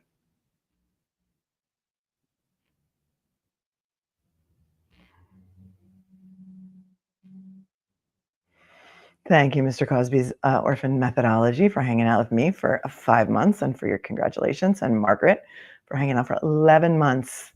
And your congratulations, and Mids Girl, thank you so much for 11 months. Flew, didn't it? Thank you, Alicia. We covered that. Cheryl with an S, cold day for boots. Free Karen Reed. Oh, the boots on the ground. Hey, guys. How you doing out there? It is. It's cold. We just looked at the weather. In Dedham, 41 degrees and chilly. Jen has been here for 7 months. Thank you. Thank you so much for enjoying the snark. And Dara, thanks for your super sticker. Sparky, thanks for your congratulations. 100K, and for your 10 and all your thumbs up. .com, will the defense call Dighton tow truck driver? He's on the list. We'll see. I don't have any inside information about the defense's game plan or anything such as like that, but if it happens, we will be right here together for it. Thank you. Let's do the timeline again for your congratulations. And Beth, thank you for your very generous $50 super chat. It says, enjoy spending my days with you. I'm learning so much. I'm kind of retired here at 63 years old, but would love to have the chance to work on a case like this. Oh, wait, forgot. I'm not an attorney, LOL. Well, if you're Shannon Burgess, you could just pretend to be an attorney and just put that on. No, I would not recommend. Do not recommend. Take that back. Do not recommend anybody practice law without a license, or don't be a dentist without a license, or don't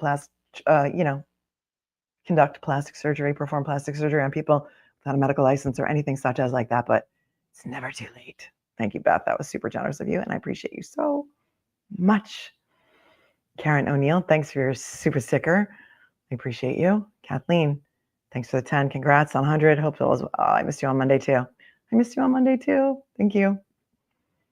Camvat, large police presence in Canton, looking for armed and dangerous person. Well, the scene has been cleared. I'm a little behind on these super chats, but apparently there's a picture of a guy or a woman in a hoodie. And you can, if you just joined, you could just rewind a little bit. And I put up the article, and apparently the scene has been cleared. They had drones out and everything. Lisa became a new member. Welcome, Lisa. Misty Meadow, thank you for your congratulatory super chat. And no, you're amazing. You're amazing. LB, it's your 50th birthday. Yay, happy birthday. And my wonderful, awesome husband got me a free Karen Reed t-shirt. That's awesome. Happy birthday. And many, many more. 50 is the age that I think that many women turn, and all of a sudden they have no more F's to give. 50 is very freeing in a lot of ways. No more F's to give. Just don't care. Prove me wrong. Prove me wrong. Taylor, let's get ready to rumble.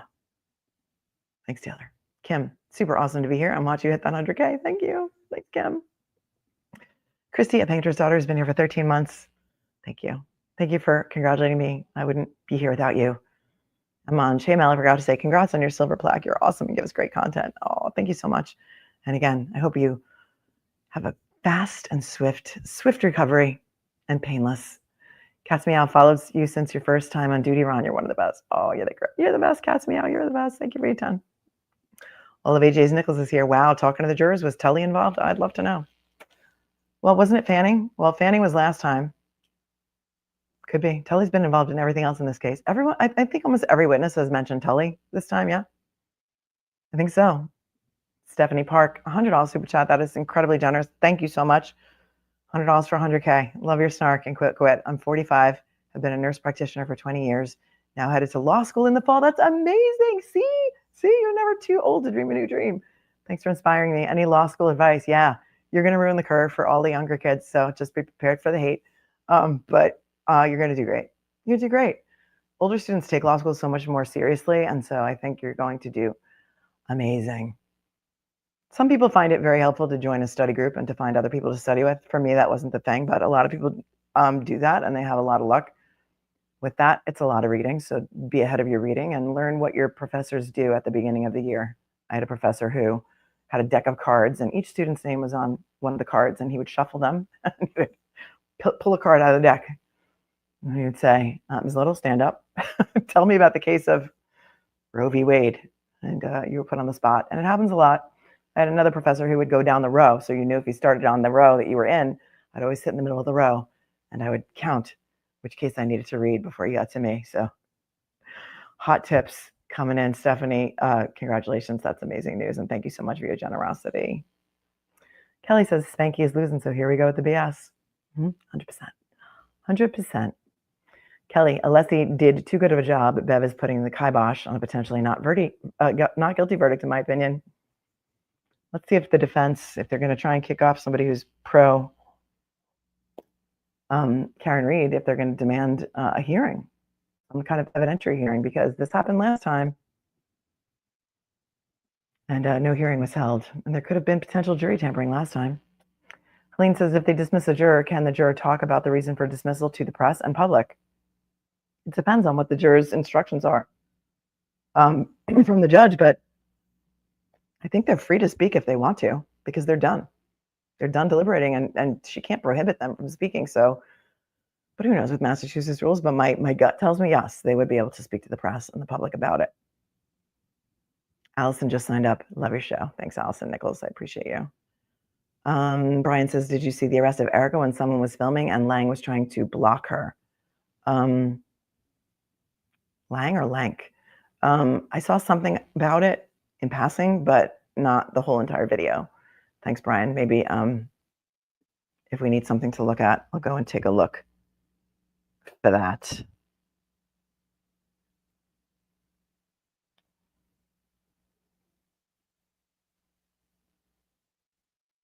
Could it be the defense that has an issue with the juror? Says Mike V. Karen and I think AJ were pointing at seats when the camera went up. I don't know. Without being there, it's hard to say. Jean said the camera showed Karen whispering to Liza and pointing to where the jury sits. You can track to see it. That's when they came back from sidebar. All right, well, let's see.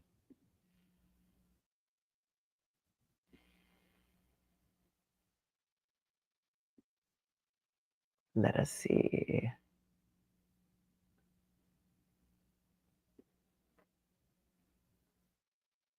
All right, let's see. So right around here.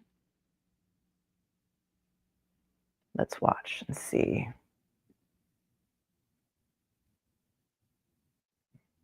This is replay right now, so don't get excited. They're not done questioning the jurors.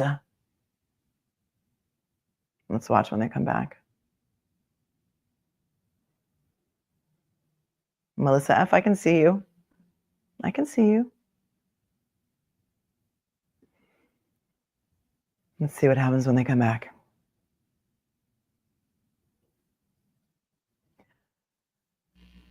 I don't know, Spooky Time, what the judge is going to ask them. It's going to depend on what was told to them. John DePetro, who's a reporter that's been in the courtroom every single week on this alleged lottery system, was reporting yesterday something about the LinkedIn profiles of the jurors, that not like half of them didn't have college degrees. I don't know how he knew that. I don't even know how he knows who the jurors are. I don't know if it has anything to do with that. But whatever the issue is, the judge has wide latitude, as you know, to question them. So let's bring the jurors. Okay, in, let's please. watch what happens when Karen and Liza come to the table. Leave it for now.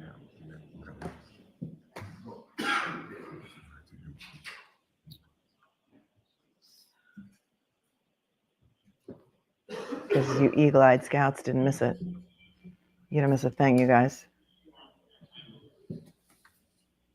Oh, she's pointing at something. I don't know what. Karen is. Whispering to Liza. Okay. And pointing over there at the jury box, but I don't know what they're talking about because I don't know. And so this is where we sit. We're still sitting here. Judge said she wants to speak to each juror individually. And so we wait.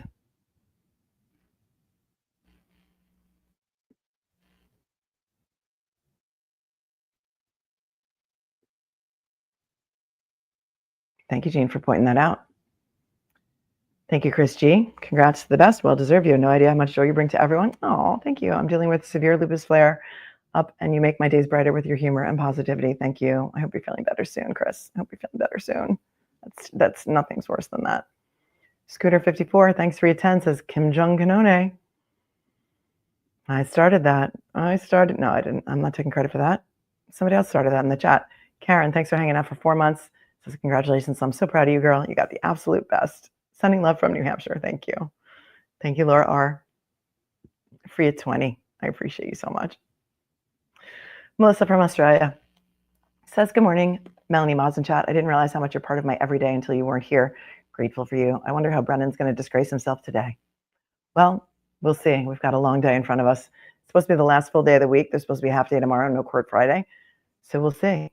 We'll see. But right now, I have concerns about the jury. But does the judge have grave concerns? I don't know. She's speaking to each juror individually. Brett says, so because the Commonwealth's case isn't going well, she gets to kick out a pro-Karen Reed juror. How corrupt is this? Well, we don't know exactly yet what's happening. But I don't know. It seems like all the jurors are laughing at the testimony of the Commonwealth. So it's crazy, right? All right. I'm just going to go fill up my drink while we're waiting because we're still waiting. So give me a moment. Talk amongst yourselves, and I'll be right back.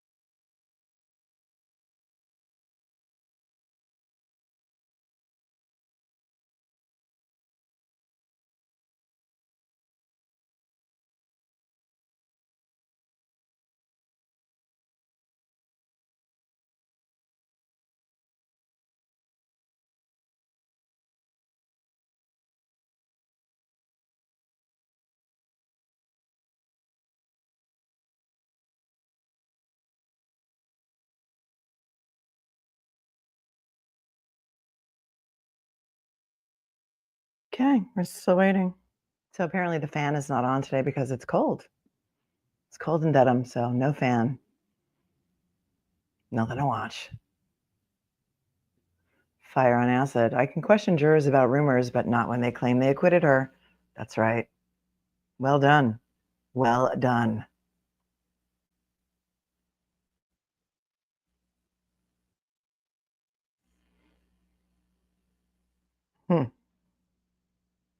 I don't know. I read something in the chat, but it could be a rumor, so I'm not going to do that. Okay.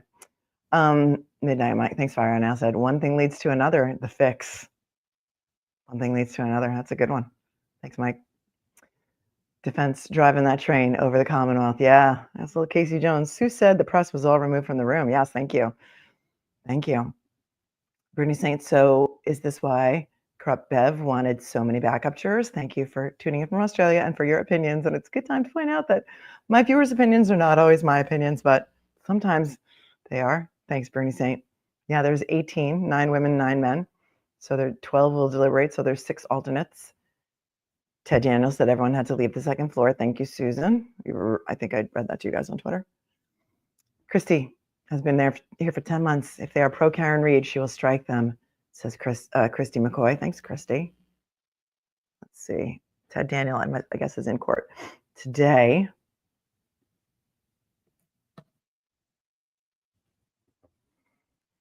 See if he's posted anything yet. That was 43 minutes ago. Ted Daniel said, Judge Cannoni tells everyone to exit the courtroom, and court security tells everyone to leave the second floor. Nobody can wait outside the courtroom, apparently. That's happened before. That has happened before, as I recall. Thanks, Christy. Nurse Kim's, said which juror lied about his education or her education. Congrats on 100K UROC. Thank you, Nurse Kim. Nurse Kim's, Milo's girl off subject. What eyeshadow do you use and color? Always gorgeous. Thanks for all you do and congratulations on 100K. Different ones. This one is, I think, it's like a Natasha Denona, which is a new brand for me, which I like. But I find that e.l.f. has really excellent palettes too, and they're like $10 at CVS. So e.l.f. has like a rose gold palette. And so these are darker colors than I would wear normally, like every day, because when you're on camera, it doesn't really show up. So thanks for asking, but e.l.f. has a great palette. It's literally for $10 at Walgreens or CVS or wherever you buy your pharmacy items. Thank you very much. Colleen Elizabeth sent you an email with a post from Don DePetro talking about jurors wonder if that's what this is about. I did see, is that the one about LinkedIn? I'm on like Wi-Fi. That's not my own. It's not Ethernet, so I don't want to have too many tabs open, but let me just check and see what you sent me. Hang on. If I check it on my phone, then it'd be okay. When did you send it? Colleen, let's see.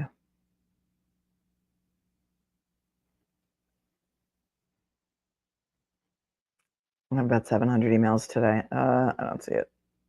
Oh, here. Okay, thank you. Yeah, this was from, he posted this yesterday. This is what I was talking about before. He said, in my opinion, 1/3 of jury are not college graduates. 50% are not on LinkedIn. This no idea what defense is talking about. Hold on. Let's see if I can, I don't know, like how does he even know who's on the jury? That is concerning, I guess, to many people, right? See if he took it down. But how would he know that, right?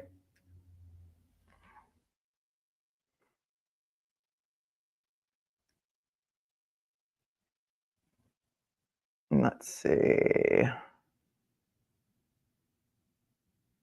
I don't know. Did he take it down?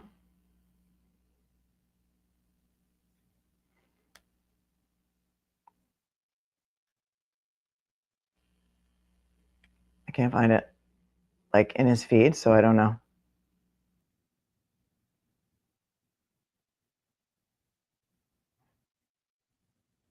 I'll just do another quick scrub.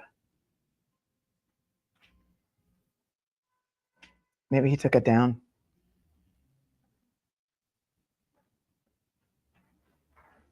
Oh no, here it is. Hang on. Still up.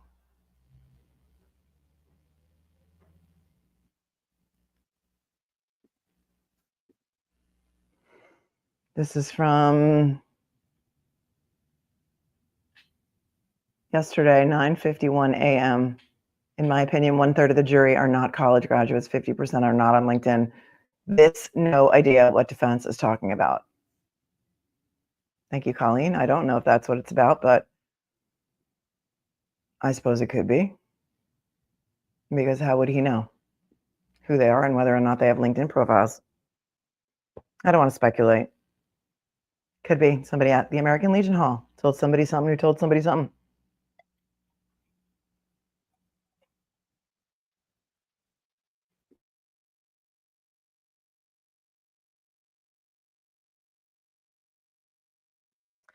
Yeah, like John Monagle says, DePetro just makes things up to, I don't know, it flew by here.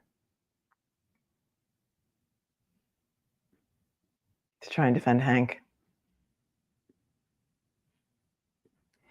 Siobhan says, just watching a movie beyond a reasonable doubt, while dramatic, it shows how things can be fixed. Thank you, Siobhan. Kim McMillan. A peckerwood is a racial slur and white power group. FYI, being from Texas and having an accent doesn't equal no education. Hold on.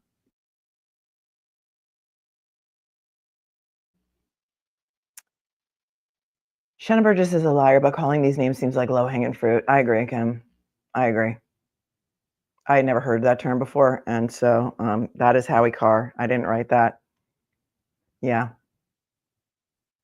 Yeah, thank you. I've never heard that term before. Arthur, he's one of my mail carrier friends. Brennan is the opposite of Chloe, all bark, no bite. His behavior clearly shows he was shoved in lockers when he was in high school. I'm jealous of the mailman who gets to deliver your silver play button. Oh, now lots to get you to 1 million. Thank you. Thanks, Arthur. Thank you so much for your 20. Shay says the media was kicked out. Questioning jurors. The fix is in. We're a little behind. That was at 9:46. Thank you, Polly Dan, for becoming a member. And Jody Lynn, thanks for becoming a member. And Mrs. Powers, when things are going badly for the Commonwealth, it must be time to toss a free Karen Reed juror. The fix is in. Thanks for your congrats. I love you with all of my heart, too. Thank you. LM, thank you for the congrats. Says nobody does it better than you, and we're all here for it. Can't do without your commentary and snark. Love you with all of my heart. Oh, thank you. Jessica, song suggestion, Tom Petty, Running Down a Dream. That's a good one. I have some other Tom Petty on there, like Won't Back Down, I think is on there. Thank you, Jessica. And BB, per Sue O'Connell, reporters were asked to leave the courtroom and take their electronic devices with them. During recess, they're always allowed to leave their devices there. Well, didn't somebody also speculate that somebody was filming the jurors, perhaps? I'm not sure. Kim, police in Canton looking for a bad guy, not for a Reed case. Thank you. I put that story up earlier. I'm behind. Fox 25. Thanks, Alicia. Riri, I'm so happy for you. Congrats on this milestone. Thank you, Riri. Kelly, sorry, I forgot to say huge congrats. Bev threw me off per usual. Oh, thank you, Kelly PCG. Let's do the timeline again. Auntie Deb told all his viewers to come subscribe, even if they had to create a new user. Oh, he's so sweet. I love Jimmy. Thank you. Christina M says praying she dismisses the case. Well, from your mouth to God's ears, we could all pray, but that's never going to happen. The Commonwealth is so far into this. They're so deeply in this that they just want a conviction. They're not looking for the truth. They're looking for a conviction, and it's disgraceful. This is not the way the system is supposed to work. This is not the way prosecutions are supposed to happen. People are not supposed to be indicted with like zero evidence that this was even a car accident. It's atrocious. It's outrageous, and we're outraged. And I don't think she's ever going to dismiss it because the family roots of Canton are awfully twisted. And I think this goes far, far deeper than the Karen Reed case, in my opinion. It just does. 20th Century Fox, I emailed you pleadings from yesterday related to Erica's arrest and 2 others related to the buffer zone. Thank you very much. I'll take a look at that when I can. Thank you. Paula became a new member. Welcome. Wink, wink, nudge, nudge says hi to Jeanette, who's also here. Oh, love you too. Thanks. Hi, Jeanette. Karen Reed's not guilty verdict. Congrats. No one deserves it more than you. Oh, thank you. Thank you, Darla, the human. Thank you, Kimber's Ohio. 100K is amazing. Thank you. AJ's Beard. Sue O'Connell says courtroom cleared and off the second floor with all electronics. Scobuffs. Yeah, Scobuffs. And congrats on 100K. Thanks, AV's Beard. Oh, I have my favorites. Tammy's cousin says 100K looks amazeballs on you. Congrats. We're here celebrating with you.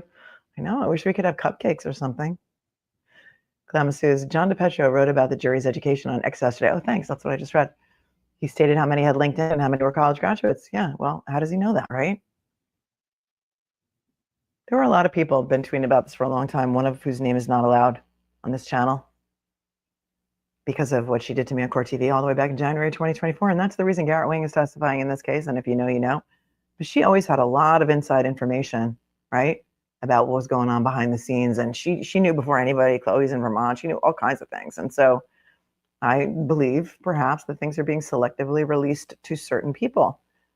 And that is just what is going on. And but they're stupid enough to tweet about it. I'm not saying he is involved in that, but, you know, certain other people who are not so confidential informants are and have been, and we know. Thank you, Irish Wolfhound Mama, for your congratulations on 100K. I appreciate you so. Thank you to Sherilyn via Cash App. Oops. Who says congrats, rock on. Thank you, Sherilyn. And to Michelle, thank you so very much. Says 100K. Congrats. Thank you, Michelle, for your Cash App. You are appreciated.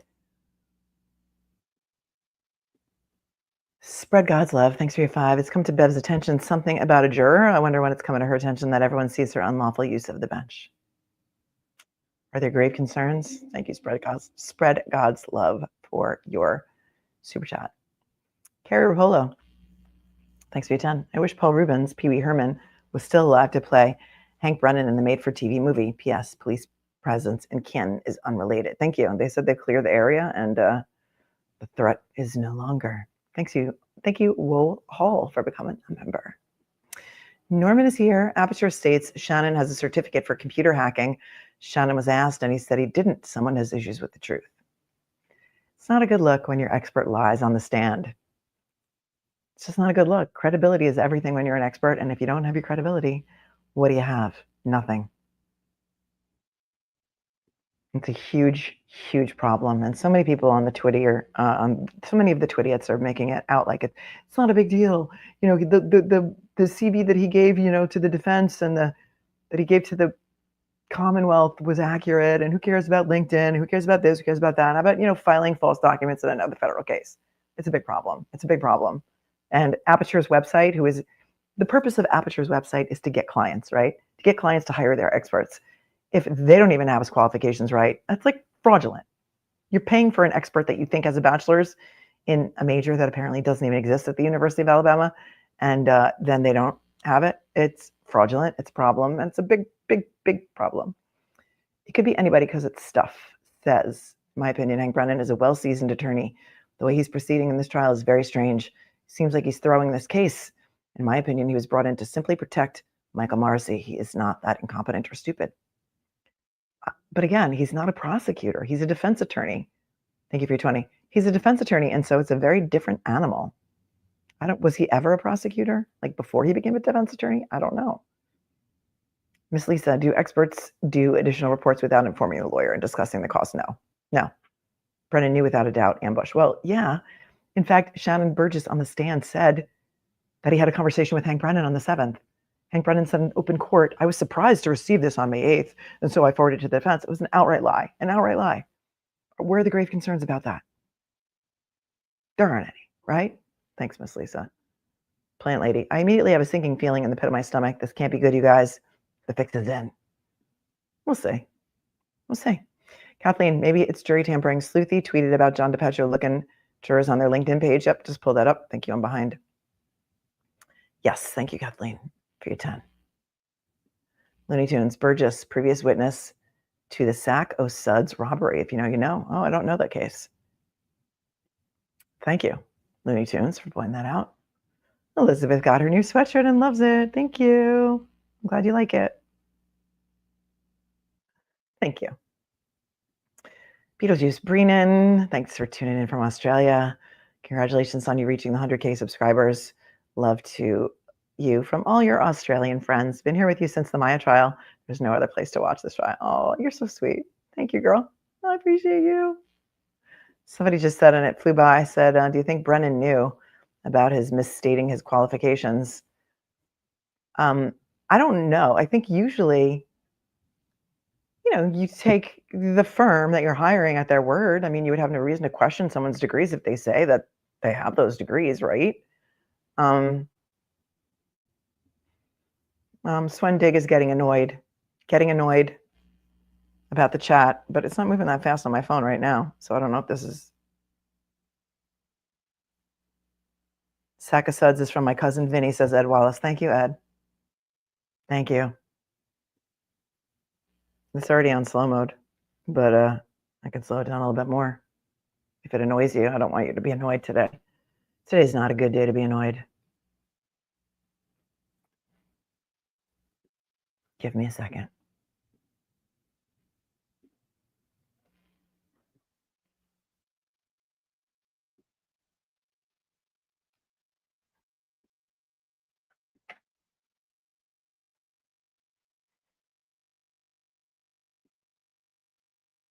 Abby, thanks for coming in, member. Thank you, Heather, for being here and saying I'm phenomenal. You're phenomenal.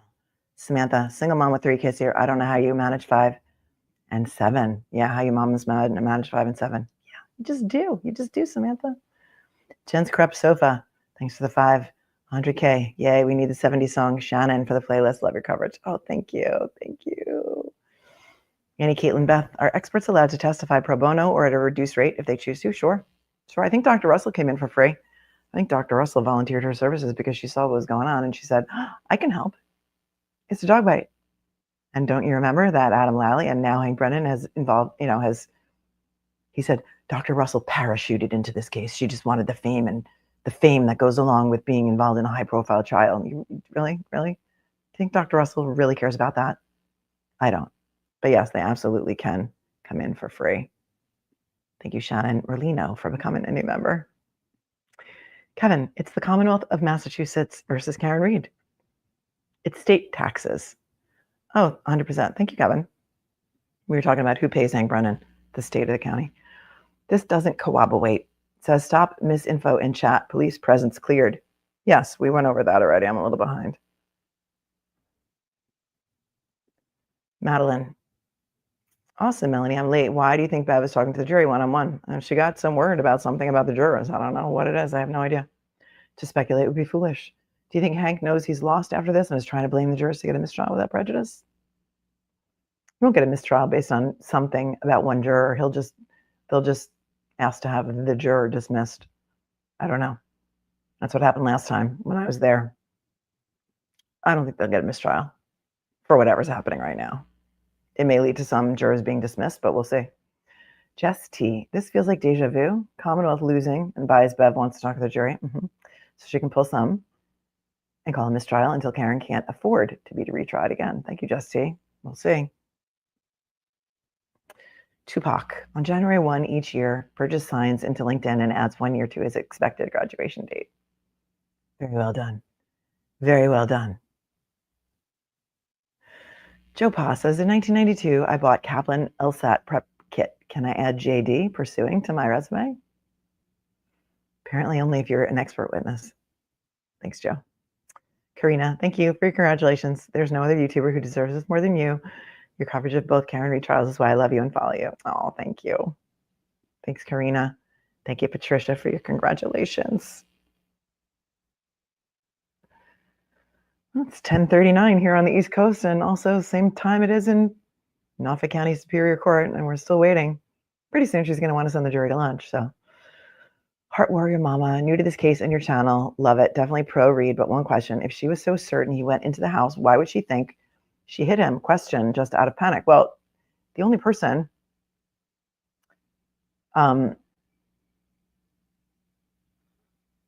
who said, well, so first of all, I have a couple of thoughts about this.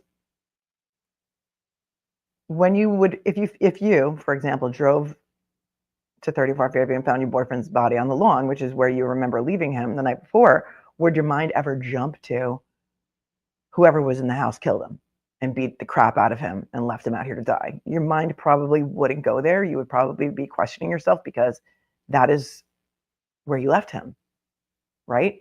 And who knows if she was gaslit on the way over. Oh, maybe you hit him. Maybe you hit him. He never came in the house. Maybe you hit him, right? Because right away, those group messages are starting, telling the guy never went in the house. So in my opinion, something else happened. He was not hit by a car. He has no injuries to support that. So something else happened. And I think anybody in a sheer state of shock would blame themselves, could blame themselves. I don't think it's highly unusual. So those are my thoughts on that. You guys in the chat can also chime in on that if you like. Octopoppet, please tell me a juror reported being approached by a McAlbert. Congrats on 100K, says Jess T. Thank you for your 10. I appreciate you so. JR Cuber, each and every juror, it seems extreme. Maybe they've been talking amongst themselves about the case and one of the jurors told somebody or told a court officer, or I don't know, sent a note. I just don't know. Until we know more, we don't know more. Do it. Thanks for your super sticker. Eileen Champagne, why would they want to speak to jurors separately for that? Well, it depends if there's some kind of juror misconduct. I mean, it could be a million things, and so I don't want to speculate about it because then people go out and say, Melanie Little is reporting this. And I'm not gonna report anything until I know for sure. Kimberly Cummings says it's just John and Burgess looking for his degree after 17 years. Thanks, Kimberly. I'm Cora, not Chloe, says the scene has been cleared. Thank you. We covered that. I crush on Alessi more every day. Video by Boozy Beauty showed John O'Keefe's ER nurse top by stand out across from D&E. She said who she was, and he wasn't hit by a car, and he was beat to death. Thank you. Christina became a new YouTube member. Welcome. My degree is pending too. Thanks for your 5. Love to you and the snark tank as well. Thanks for thanking me. Michelle Conley, there's another funny quote from the movie Tommy Boy. Tommy asks Richard if he knows a lot of people going to college for 7 years. Richard says, yeah, they're called doctors. Loved that movie. I've never seen that movie, Tommy Boy. Thanks, Michelle. I'm always up for a good movie quote. Mo, thanks for your super sticker. Scoots E, thanks for becoming a member. Link. Chen, so eager to hang with Karen, did not go out to greet her, just kept spying on her from the inside. 34 Fairview. Yep. Diane Belfast is in the house. Hello, my Irish friends. Can I say a big happy birthday to my brother in Chicago for Friday? As there's no court, we are enjoying your coverage of the trial. Thank you. Yes, so happy birthday to Diane's brother in Chicago. Thanks, Diane. Masters of Criminology, if they lose too many jurors, is it a mistrial with or without prejudice? That's a great question. I don't know what Massachusetts rules are on that, but they have 6 extra. So I don't think it's going to happen. But it's an interesting question, and I just don't know. I'm a New York bar attorney. I don't know the rules in Massachusetts, so I don't want to give you the wrong info. Kelly, good morning from Long Island. She says, congrats. This case is a joke. Free Karen Reed. Thanks, Kelly Healy from Long Island. Arthur, I don't know who's more embarrassed, Burgess or my buddy Chris, when he pulls his pants down. Hey, I'll be here all week. Chris, I'm sorry about the public shaming. If I had read that first, I probably wouldn't have let Arthur publicly shame you, but that's what he does. Steve, suspect is Burgess challenging Alessi to a duel. Matt, oh, there's an issue, all right. Thanks, Matt, for your 10. Princess Chelsea, my Subaru won't let me hit a bush. Lexus has the same braking system. Why hasn't this been addressed? I think the defense will have an expert that will address it. We haven't seen their case yet, so we'll see what happens. You know, the Commonwealth isn't going to bring that up, right? Molly, thanks for your 5. Elizabeth, wish I could give you $100,000 for your 100K. Oh, if I had $1 million. If I had $1 million, I'd buy you a house. Name that artist. Who can get it?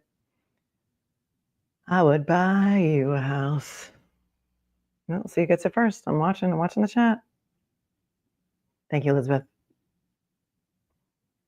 Hoslong to question jurors. Hoslong to, it's the Bare Naked Ladies. Thank you, Anna. I think you were the first one in. BNL, it is Bare Naked Ladies. If I had $1 million, thank you very much. Winpick 3 says, We could put a, they could put a Joan up for this, but not John O'Keefe. Just more shenanigans in Norfolk County. I'm just a girl in the world. Rumor now is she wants to interview everyone watching at home individually. Well done, well done. Thanks for the 5. There was no collision. Congrats on 100K. Thank you for being with me for 3 months, Hannah. Molly, here we go again with the jury. You're right, Melanie. The fix is in. Thanks for hosting the best channel on YouTube. Thanks, Molly. Doing a lot of talking today because it's been an hour and 45 minutes with just me talking. Thank you. CHGP super sticker. Brit happens. Hey, girl. I have no more Fs to give. My Fs have all been spent. I'm over my F budget, and I'm now in effing debt. Love you. Congrats on 100K. Thank you, Brit. Nico 2020. Wondering if this is related to the media guy, John DePetro, taking pictures of the jurors and spying on them. Yeah, I pulled up his Twitter, and he talked about them, like half of them not having LinkedIn, and I don't know if he was taking pictures of the jury, but some people have speculated that, but I'm not reporting that because that's not my reporting. It's someone else's. Never, never. Thanks. Thanks for your 10 and your congrats. Marianne Young, Commonwealth knows it's looking bad, so let's mess with the jury. Hi, Molly. It's me, Molly. Hi, Molly. Has anyone seen Molly? The closet academic. Juror notes. Who has access? Maybe dark side fodder. They have to leave their notebooks every day on their chair and close them. So I don't know. If anybody looks at them, they're not supposed to. They're supposed to lock them up. Jim Jerrygun says maybe Brennan called Burgess to force a mistrial. Interesting thought.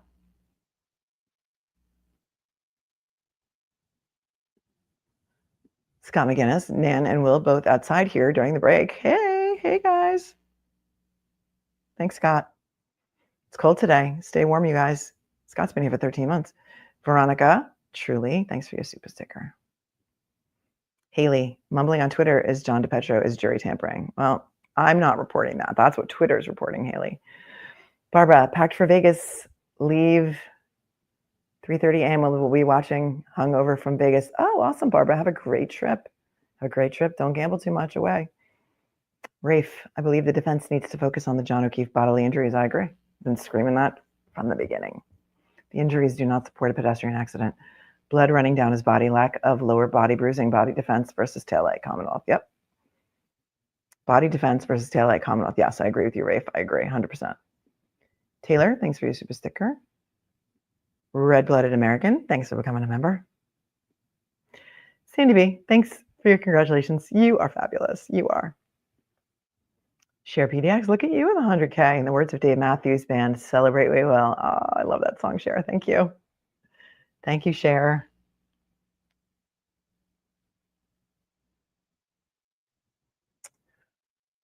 Great tune. Laura Lakin Krause, being a member, welcome. Carrie, woohoo, you did it. 100K looks amazing on you. Bring on the silver mic. We adore you and your strong opinions. Oh, thank you. Thanks, Carrie Bugby. Corey Porter supporter, thanks for your 10. Congrats on 100K. Thank you. Red-blooded American, welcome to membership. Bavarian Moon, Boston 10 reporter said yesterday she can see Karen's laptop from where she sits. Maybe that's what it's about. Well, no, because they said it was about a juror or more than one juror, and she's questioning all of the jurors. So I don't know if there's one juror who's talking to the other jurors and being vocal about their opinions. I don't know if they've started talking about the case and they're not supposed to. I don't know. Eileen, could the whole looking for an armed man just be a distraction to what's really going on? I don't know. I pulled up that article earlier. Okay. Everyone's going back in now, so is what I hear. So I don't know, Eileen. It sounded like somebody called in a threat, but then they said it's not a threat, so I just don't know. Sidebar chick says Judge Ayatollah Kanoni has delayed the hearing this morning so she can take jurors aside by her choosing. Let the jury tampering begin. Thank you, Sidebar chick. That was a great username as well. Melanie Little's left swipe in StreamYard with a $100 super chat. Congratulations on 100K, an outstanding achievement to an outstanding creator. You even know how to be outstanding at a left swipe. Thank you. I love and appreciate your perspective and commentary. Next stop, 1 million subs, free Karen Reid. Oh, you're so kind and generous. And, sometimes I swipe myself out of the stream. It happens. And look at you changing your username to reflect that. And you're so generous. And I love you so much. Thank you. Thank you, Norfolk County's DIY crime scene processing. I did see that from Canada. And I did read her Twitter. So thank you for that. KYMI. Congrats on 100K, Melanie. Been around since Maya. Thank you, KYMI. All right, well, it looks like they're turning on the Zoom, so let's see if we're going to get anything.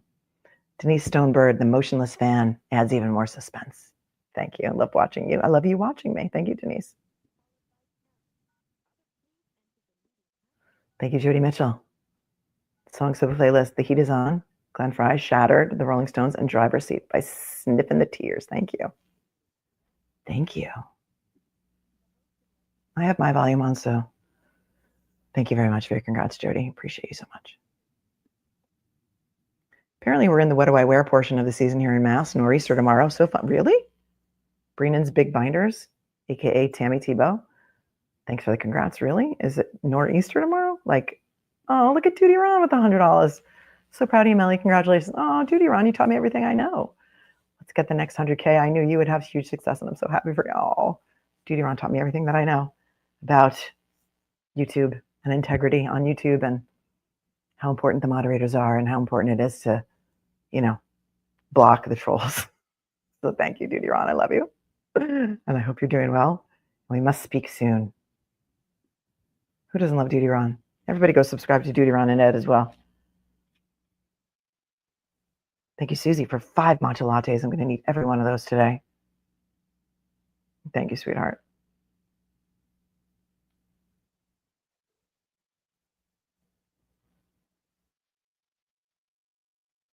Love Duty Ron.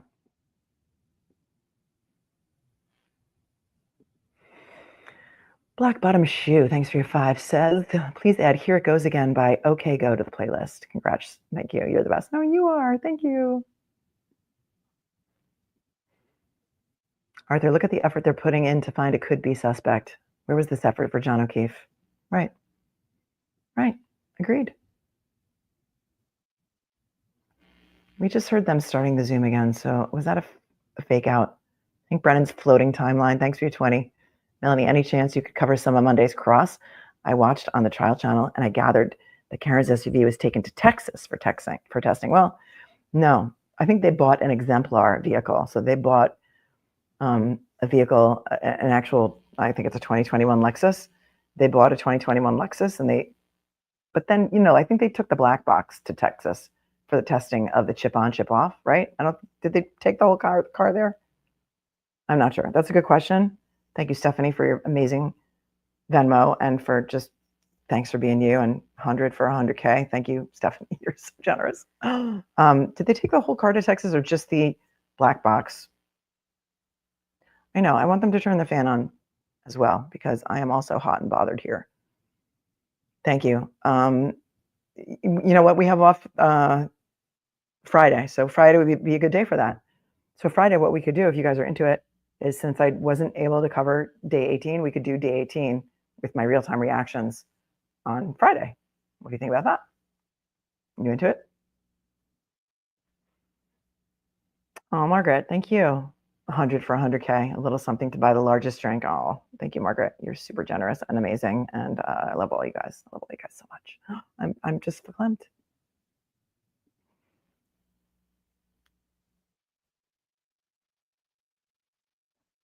Yeah, that would be great. Okay, so let's do that Friday. We'll do Friday. We'll do day 18 because we have to complete the series. We can't have a trial playlist without one day. So we'll do that on Friday. Let's do that. Oh, they heard me about the fan, or they heard you about the fan. So there's that. Said Boston PD asked for my video to solve a crime. If only. If only they had looked for some ring camera footage for John O'Keefe. You're right. Taylor says, anybody check the type of car that Shannon drives? Asking for a friend. Thanks, Artsy Mind, for your super sticker. Christy Major, it was hard watching without you that Monday. I'm starting a podcast called Trauma Killers in a few weeks about healing after trauma, and you've been an amazing role model. Oh, I love that for you. Thanks, Christy. Thank you so much. I love that. That's amazing. Congrats. Josie Mojo from South Africa. DePetro often posts stuff on X that is clearly made up. If you take 2 seconds to think about it, he baits your engagement. I don't know who he is or where he came from, but that's people have been saying that. Thank you, Josie. Nixon, 3191. And that is Another comment about DePetro. Thank you. Sandy B. Strange. Bev told last witness she would come in later today. Yeah, because I think they were taking someone out of order. I heard that the brain doctor might be testifying first, meaning Dr. Wolf with an E. So we're just waiting. Crazy concert grandma. My mom just passed. I'm so sorry. And she wanted to watch 2.0 with me, but got too sick. I'm so sorry. We talked about it all the time. In her loving memory, congrats on your 100K. Thank you so much. Heaven just got a whole lot more awesome. I'm really sorry. Really, really sorry. Condolences to Crazy Concert Grandma. Thank you so much. Chattermax, welcome to membership. Deleted Common Queen, love all your takes so much. You're like our therapist getting us through this trial. Huge congratulations on getting to 100K, so well deserved. Love from the UK. The world is watching. Deleted Comment Queen, the world is watching. I haven't deleted any of your comments for the record. Andrea, day 32 of recovery, 100K, let's go, my friend. Congratulations, Andrea. One day at a time, girl. One day at a time, you're doing a great job. KW Dread 305. Peckerwood to me is more of a prison term for the whites majority out west and biker gangs. They like to call them the woods. Cool. I mean, I have never heard of that term before, so you guys are teaching me something today. Thanks. Melissa with one Schadenfreude. Love your beautiful face, 100K. Thank you. You've been with me for 16 months. You're an OG, Melissa, with one Schadenfreude. Carmel McPartland, thank you for your congrats. You are unmuted. Yes, the lawyers are in on the questioning of the jurors. I don't know if they get to ask questions of the jurors, Julia, but they get to be there at sidebar while the judge does it. Thank you, Julia. I guess we're going to find out. Maybe. Okay, Jim really needs to stop coughing because I can tell when Jim coughs, and that's, first of all, weird that I know Jim's cough, and also he needs to stop doing that. Makes me mad. Somebody said there's only 17 jurors now. All right, so jurors, I still have a couple of questions for you. Were you able to follow the instructions and refrain from doing any independent research or investigation into this case? And we've discussed the other two questions, but I do need to stress for you that it's very, very important that no one discuss this case. Don't let anyone talk to you about the case, no comments about the case. You've seen how hard the lawyers have worked to pull this case together. All 18 are there. Yes, thank you. Ted Daniels reporting. Let's make sure that we follow that. That means each other. So with that, I know we're late getting started. We're going to take an abbreviated lunch today, only 30 minutes, and abbreviated breaks. So no morning break. We're going to start now and go till 1. All right, Mr. Brennan, and we're taking a witness out of order. I apologize. We've got a witness here. Sometimes we take witnesses out of order. Ms. Hanley will be back later for the rest of her testimony, but we've got a witness here that we'll call out of order. Thank you. Mr. Brennan, thanks. Thank you, Your Honor. The Commonwealth calls Dr. Wolf. Okay, this is the brain surgeon.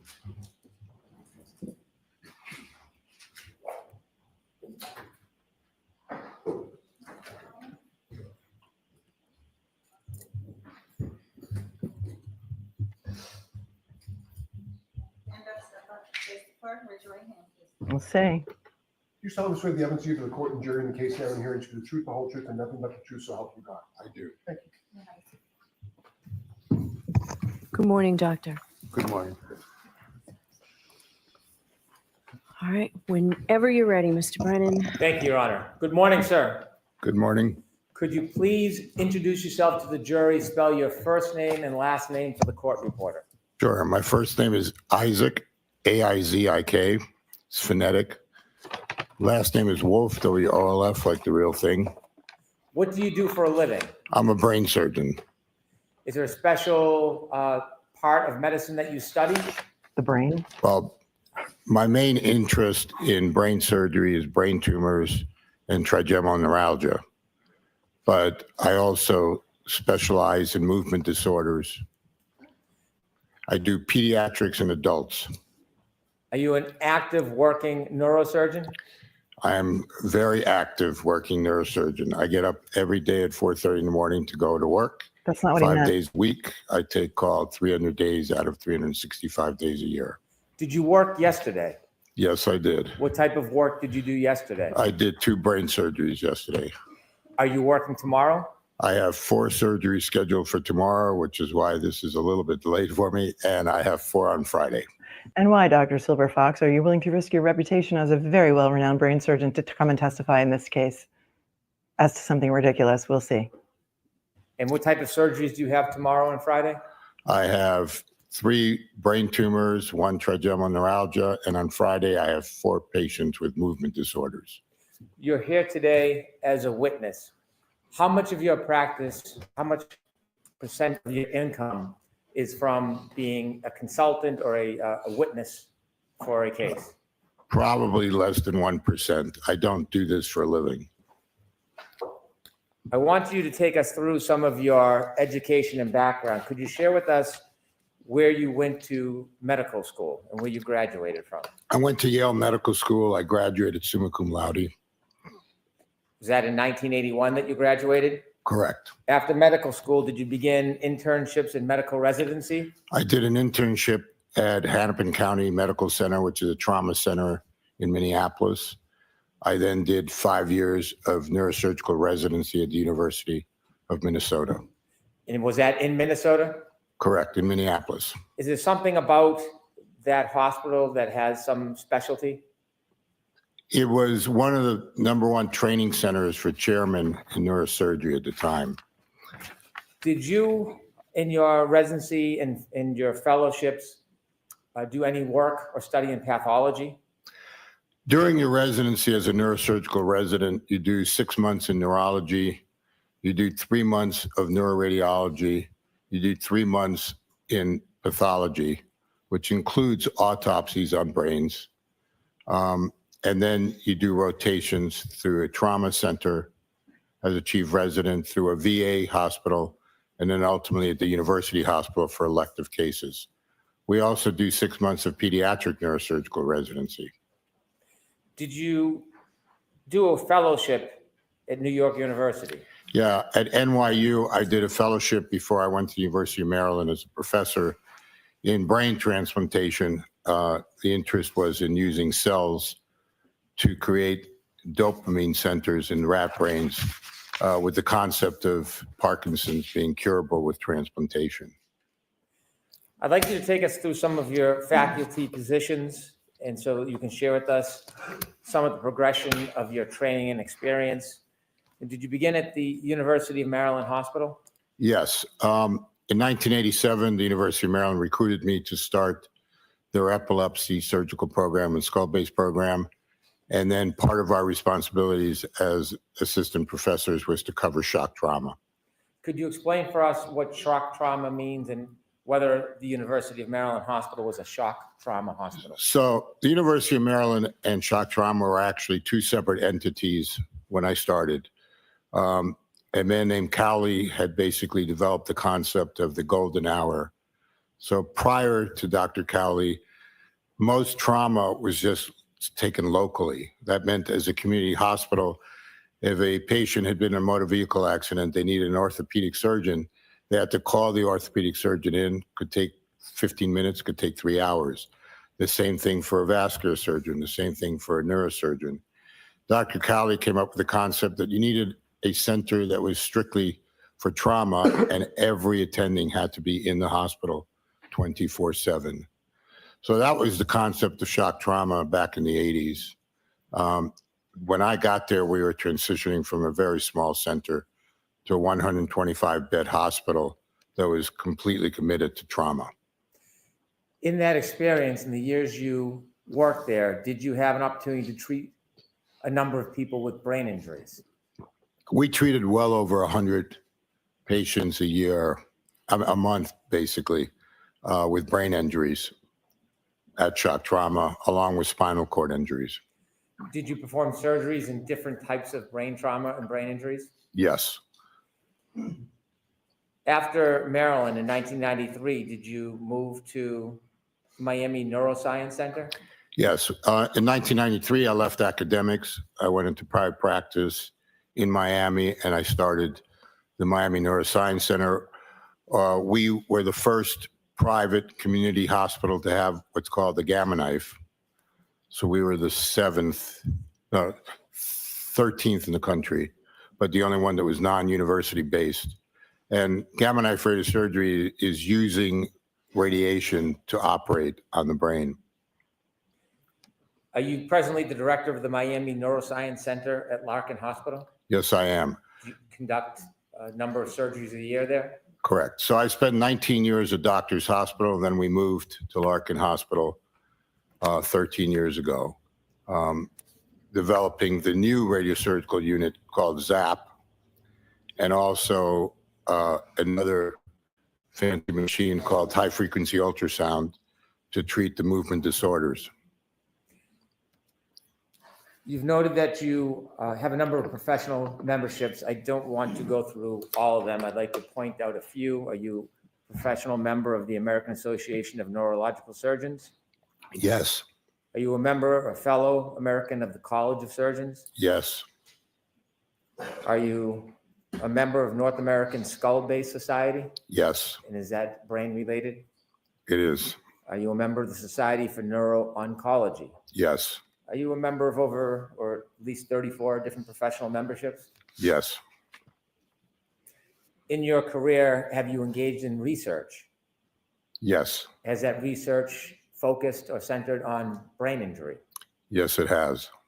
Is some of your research as a principal investigator for THAM treatment of brain tissue, acidosis, and severely head injured patients? Yes, Did that research and as a principal investigator help you in your diagnosis and treatment of brain injuries? it actually was in the treatment of severe head injuries, patients who were unconscious, the concept of trying to relieve the increased intracranial pressure that occurs from the injury and to increase blood flow, thereby increasing oxygen to the brain. Did you also serve as principal investigator for research for the PEG, SOD, and severe head injury? Yes, Could you describe that very briefly? basically the same, one of the biggest problems in brain injury is the fact that blood flow ceases to exist as the brain swells up. And so one of the things we try to do is preserve the neurons by making sure that they have enough oxygen and blood flow to them. All these are agents that try to assist that. I won't go through all of your research and principal investigator roles, but I want to ask you about one more. And that is, did you serve as principal investigator relative to the IRB protocol for brain pathology? Yes. And what did that do? What was that about? It was about looking at what happens after a brain injury to blood vessels and tissue as the intracranial pressure increases in the brain. Have you been part of publications of a number of different books? Yes. I won't list parts of all 16 books, but can I point out a few? Sure. Were you the author of a book chapter regarding head injury, difficult medical management? Yes. Were you the author of a book chapter on pediatric neurosurgical emergencies? Yes. Were you the author of a book chapter on complications of head injuries in adults? Yes. Were you an author of a book chapter, imaging of craniocerebral trauma? Yes. Were you an author of a book chapter in emergency room assessment of the head injury patient? Yes. Were you the author of a book chapter, intracranial injuries? Yes. This just makes it so much more obvious why he didn't ask Shannon Burgess for any of his education or qualifications, right? I won't list or ask you about the other book chapters that you've been the author of. Have you been involved in journal articles? Yes. I'd like to ask you just about a few of the 70 journal articles that you have published. Your Honor, objection. So go ahead and ask the question without a comment, please. Were you an author of a journal article, Intracranial Pressure in Non-Traumatic Ischemia and Hypoxic Cerebral Insults? Yes. Were you the author of a journal article, Post-Traumatic Cerebral Infarction? Yes. Were you the author of? Oh, I have to The correct him. journal- It's cerebral infarction. What do you say? Infraction. Well, he also says coabulate and hebatoba. So are you surprised? Not really. Fractures of the clivus? Yes. Could you tell me a little bit about that paper? We used thin cut CT scans to identify fractures of the skull base. Prior to CT scans, it was very difficult to actually identify radiologically a skull fracture with plain x-rays. The idea was to see if we could identify them more clearly. And so we classified them and delineate them in the paper and discuss the outcomes that were relative to those type of injuries. In the last journal article I'll ask you about, were you the author of a journal article regarding acute traumatic midbrain hemorrhage? Yes,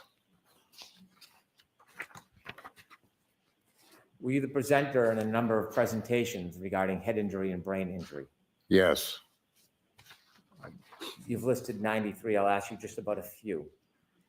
Were you a presenter in fractures of the clivus, clinical and radiographic features? yes. Am I pronouncing that correctly? Clivus, Thank you.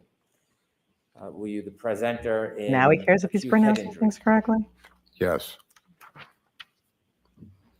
And a separate presentation, fractures of the clivus, classifications and clinical features? yes, Do you lecture? yes,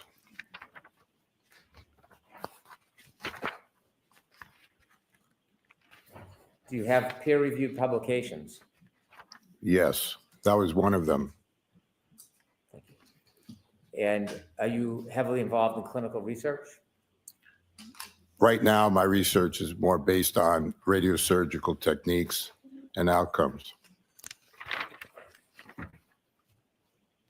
Over your career and your study and your clinical experience, have you treated different types of brain injuries? Yes, Are you familiar with a number of different types of brain injuries? yes, we still treat them. Were you asked to review materials relative to this case? Yes, And do you recall the materials that you reviewed?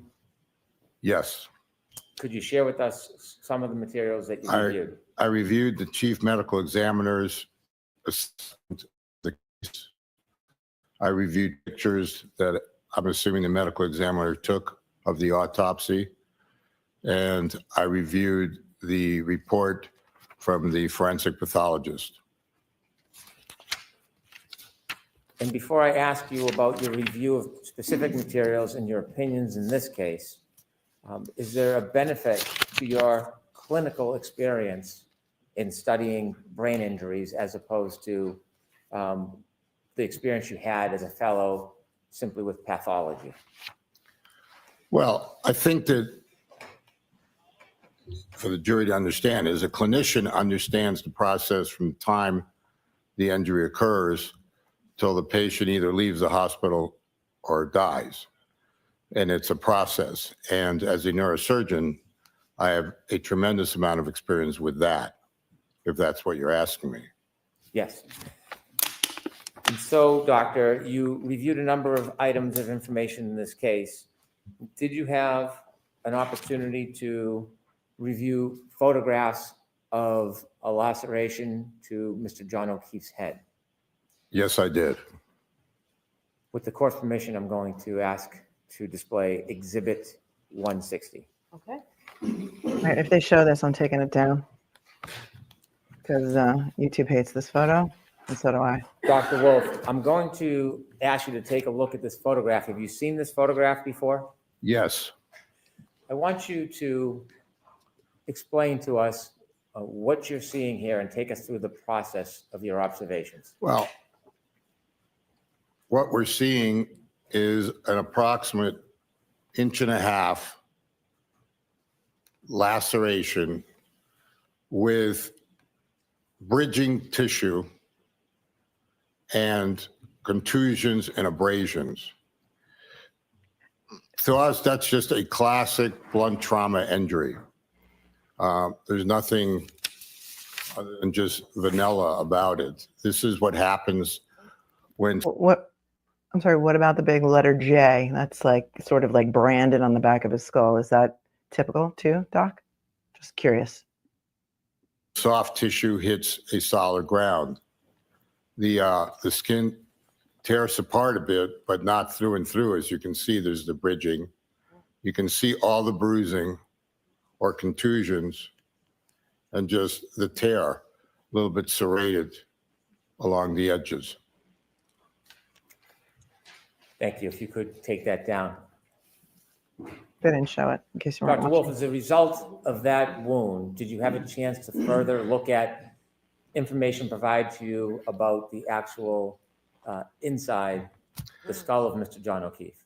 Yes, it was the pictures that I was reviewing showed a non-depressed skull fracture extending linearly through the clivus and into the frontal fossa of Mr. O'Keefe over the orbital roofs. He had fractures along the temporal fossa as well. So it was a classic linear basilar skull fracture. Is basal skull fracture a It's characterization? basically the base of your skull is what it encompasses. So the opening at the very bottom is what we call the foramen magnum. That connects your brainstem to your spinal cord.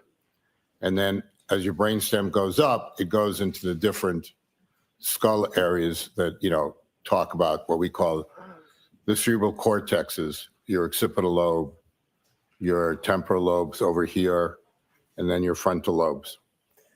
So can you walk us through what happens when someone incurs this type of injury to the back of the head, how it happens, and what are the next steps for a person? So what happens is, you fall backwards, and the linear acceleration starts to take you back down with gravity.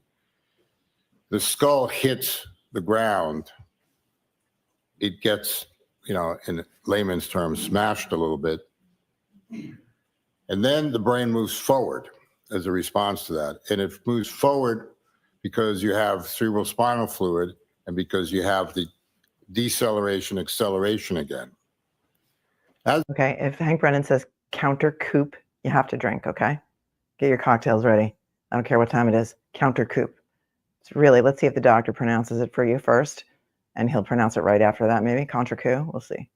As it does, your skull, if you were to look inside your skull, it's like mini mountains along your temporal bones and your frontal bones.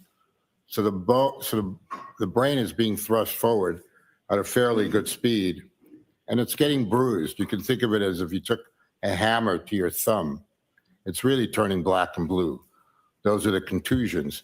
And so the temporal poles and the frontal poles are getting contusions because of that. At the same time, you have a space called the subarachnoid space. And I'm sure they're going to hear about the subarachnoid hemorrhage. And that space is it's very clear, thin membrane that covers all of your brain and all of your spinal cord. And normally, you really don't see it unless you open up the brain and you're operating. But when you either have a traumatic event like this, where little vessels are pulling apart underneath that membrane, or, for example, the classic, when you have an aneurysm burst, the space that the aneurysm bleeds to is the subarachnoid space. The other thing that occurs in trauma like this is you can get a subdural. So the dura is the membrane that covers the whole brain and also right down your spinal canal. And it's a very thin membrane that looks like very thin leather. And in that space between the brain and the dura can be a lot of veins that go towards a central vein called the sagittal sinus. And if those tear, you have a venous hemorrhage from, which is not arterial, so it's not quick, but that can develop into a subdural as well. If you tear a portion of your brain as well, and you get a little arterial bleeds, that could create a much faster subdural hematoma. And so when you look at the pathology, the autopsy of his brain, you're looking at a subarachnoid hemorrhage, you're looking at a subdural hemorrhage, neither one of them which was huge or would have required surgery, as well as the contusions that I described in his frontal poles, in his temporal poles, and then the original bang, which was in the occipital area. These are all findings that you would see on a CT scan. The original bang. That's a very highly medical, technical word, doctor. The bang to the back of the skull. An MRI scan without requiring an autopsy if he had made it to the emergency room. I want to take a step back at the beginning. You said that this laceration on the back of his head was caused by a fall. Could this be caused by a fall landing on hard ground? Yes, I mean, like I said, it's a classic blunt trauma laceration. Do you have an opinion to a reasonable degree of medical certainty whether this injury, the laceration and the basal fracture, was caused by Mr. O'Keefe falling backwards on the ground? Stop.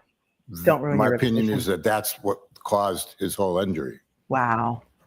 That's what caused this whole injury. The pattern of the laceration. Falling backwards onto you have hard an ground. Wait, opinion? you got to hear that again.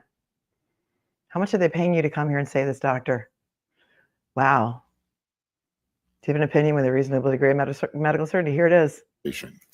Do you have an opinion to a reasonable degree of medical certainty whether this injury, the laceration and the basal fracture, was caused by Mr. O'Keefe falling backwards on the ground? My opinion is that that's what caused his whole injury. That's what caused this whole The injury. pattern Falling of the backwards onto the laceration, ground. do you have an opinion whether that is consistent with hitting the cold, hard ground? Objection, Your Honor. Could we have sidebar on that, please? Yeah. So I'm sustaining the objection, so no sidebar. Your Honor. Do you have an opinion, doctor, about whether that laceration on the back of his head was caused by a particular movement? Well, the only way he could get this kind of an injury was to fall backwards, hit the back of his head, and then the resulting, energy forces going into his brain, into his base of his skull. Would that type of laceration require Mr. O'Keefe to have hit a line type or ridge type object? A ridge type of object? Yes. No, I mean, like I said, the tearing of the skin in that fashion, you could look it up, would be just a classic We blunt could trauma look it up. injury. We should Google it, Is there Doc. anything about that injury that would suggest to you it had to have been something sharp or ridge-like to cause? Objection, Your Honor. We again request kindly a sidebar on this. Yeah, he keeps, Thank you. Alessi keeps requesting a sidebar and she's not giving it to him. He's like, again, I would kindly request a sidebar.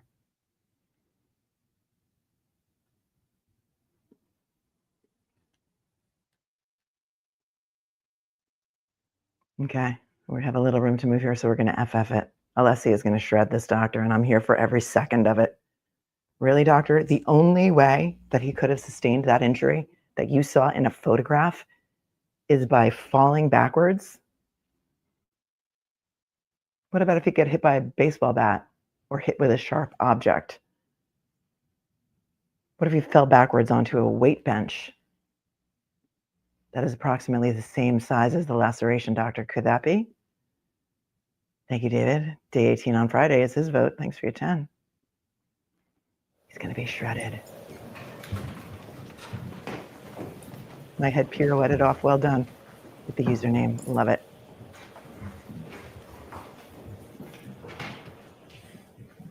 So as we were discussing, Dr. Wolf, you said this is a classic fall backwards.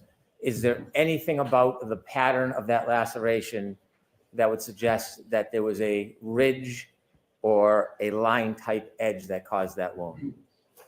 Not necessarily. And have you seen, in your experience, similar types of lacerations and breaks caused by falling on hard ground? Yes, you can see that both in the occipital region. You can see it if patients fall on the, forehead. The skin tears, they're still bridging, and then they get bruises. Some of your work was in Minnesota. Correct. Was it a colder part of Minnesota? Very cold part of Minnesota. you- It's Minneapolis. I'm sorry. Did you often see these type of injuries there? Yes, I mean, we took care of a trauma center, Hennepin County, very frequently patients that are drunk fall down on ice sidewalks and could develop, lacerations in their head, epidurals, which are blood clots above the dura because they fracture a bone in the temporal area and they can get a bleed from a fractured artery. Are you saying he fell because he was drunk and not hit by a car, doctor? Because that's actually good for the defense. And it happens when people are shoveling snow and have a heart attack and fall backwards. So there are various ways that people fall, resulting in head injuries and lacerations to their forehead or to different areas of their head. Can somebody suffer this type of injury simply by falling backwards? Absolutely. You had taken us through the process of falling backwards and then talked about what happens to the brain. Can I ask you a couple of detailed questions about that? Sure. When you explained that the brain upon impact then shifts forward and hits the front of the skull, is there a medical term for that process? Well, the medical term is a coup contre coup injury. So the coup is when you first hit. In this case, it was the back of the head, as summarized by the laceration in the back of the head, and the contusions that the pathologist and the ME found in the back of the brain. And then the brain shifts forward, and as it's traveling at a certain velocity, because it's thrust forward on the floor of the base of the skull, it's getting bumped. And it's getting, again, you can think of it as a hammer hitting a thumb. It's getting black and blue in the areas that are sharpest. Like a hammer Are hitting there a thumb. symptoms that result of the process coup contre coup? This is clinically, it varies. I mean, you can go from anywhere from a simple concussion where you sort of are unaware of what happened, but you're still awake, you're confused, all the way to, ultimately being in a coma. Can this type of injury, the coup contre coup, and what you see in the review of your files, could this type of injury happen from an attack by a weapon, like a bat or a hammer? Well, he did not have a depressed skull fracture.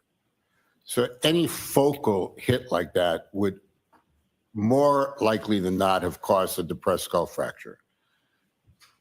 Blunt trauma, the way he had, the assumption, would cause the coup contre coup without a depressed skull fracture. When the coup contre coup process happens with the skull fracture, does anything happen to the front of the skull? Well, you're asking me, does the rest, I mean, the forces, depending on how hard they are, can generate fracture lines all the way to the anterior fossa. So you can have fractures along the lateral temporal area. You can have fractures along the orbital roof. The orbital roof is very thin. And so those forces can go all the way to that area. Did you see any sign of orbital fractures in Mr. O'Keefe?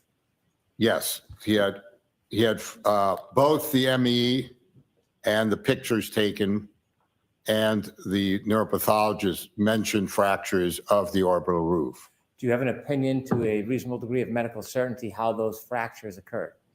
From the trauma. Could you just explain a little bit how that would happen? He's still not Well, in a car accident. as he Have you fell noticed? backwards and he struck his head, it was clearly at a very high speed generated by the gravity.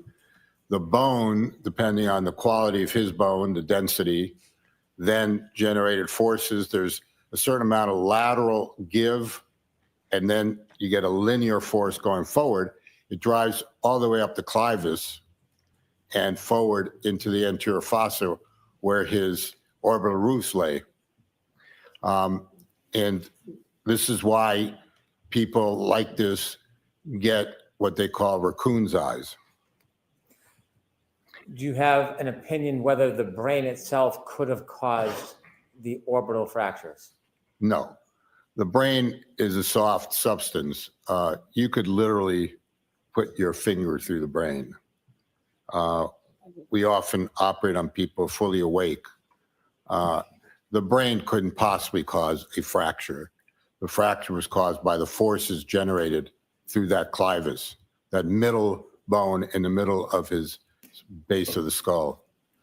Do you have an opinion to a reasonable degree of medical certainty whether or not the brain in any way could have caused these orbital fractures? The answer is absolutely not. Is anybody suggesting In that your the brain- study of the records and photos, is anybody suggesting here that the brain bounced around in the skull and created the other skull fractures, like on the temples and in the front of the skull? I don't think anybody's been suggesting that. Maybe Brennan is confused. What?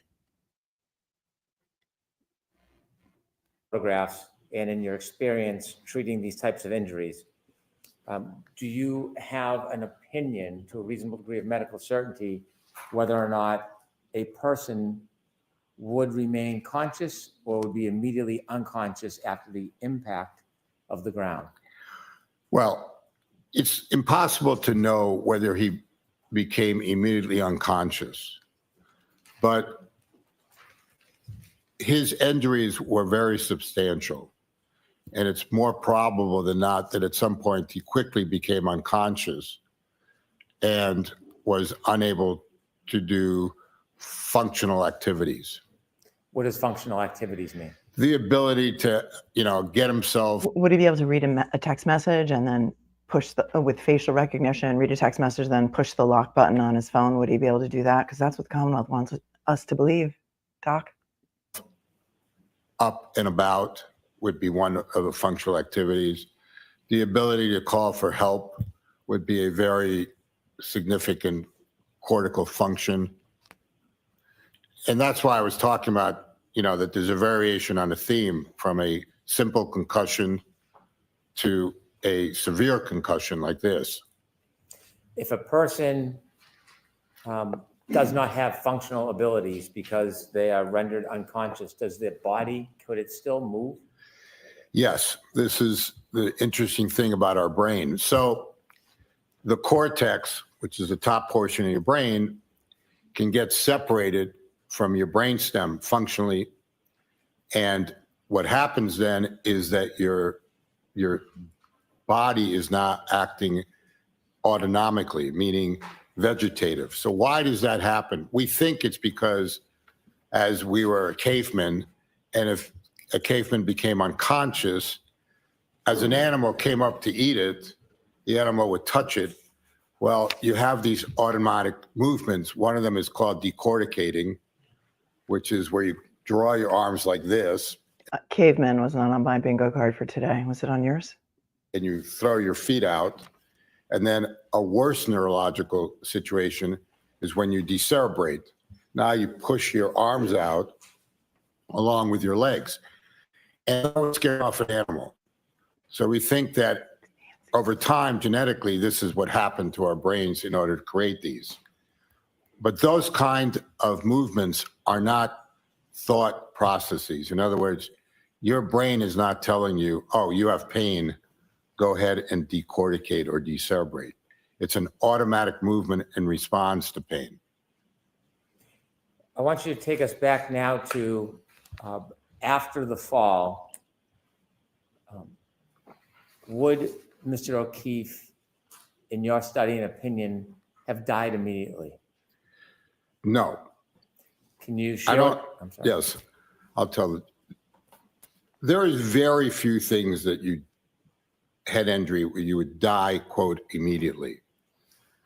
So if I took a knife and stabbed you in the back of your neck right below your skull and I drove it through your brainstem, you would probably die immediately.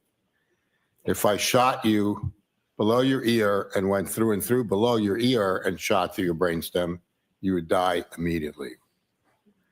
But traumatic head injuries, you would not die immediately. It's a process. And it's a process of a combination of things. Brain swelling, which takes a while. Here's what he's doing. He's trying to show that had Karen Reed called for help, they could have saved his life. He pointed this out, Brennan did, at one of the pretrial motion hearings. That's what he's using this doctor for, so that the jury can think that she was even more malicious in her intentional killing of John O'Keefe by backing up her vehicle at 24.2 miles an hour, 60 feet in reverse, to intentionally kill him because she was so jealous of Bella's mom or someone like that. And that's what he's using this witness for. Would he have died immediately? What if she called for help? Could they have saved him, doctor? Could you have saved him, doctor? You're so well regarded, and we went to Yale. I mean, that wasn't Harvard, but still, written a lot. You're a very highly qualified brain surgeon. Could you have saved him, doctor? How to develop decreased blood flow to your brain because you're getting swelling, and ultimately death of the brainstem that controls your heart and your breathing. And so this is why there is a whole big issue about brain death. You know, when is someone brain dead? Because it's not instant and it can take a long time to be conceived. In these injuries that are very severe that we took care of, there was a high mortality rate. In the linear skull fractures, it was about 67%. But it took time for them to die. It could take days to weeks to months. And also, these people got to shock trauma. So it was a while, whether it was hours, before they were even starting to be taken care of. And yet they weren't dead yet. That's why I don't think it was immediate. Was there any other observations you made There's about Chaka. Mr. O'Keefe or his body that support your opinion that he didn't die immediately? Well, the medical examiner Across. took pictures of his periorbital area and diagnosed raccoon's eyes. So raccoon's eyes, I'm sorry, the chyron has been wrong like this whole time. I don't know how long since I typed it out. This is not cross. This is direct by Hank Brennan. I'm sorry. I got too ahead of myself. This is still direct. Sorry if you were following the chyron. I know it's small and hard to read anyway, so maybe you weren't. occur because there's leakage through the orbital fractures into the periorbital space. Normally, it takes about 24 to 48 hours to develop. It has been noted as early as 1 to 3 hours, which would make it not immediate. Could we please have Exhibit 14?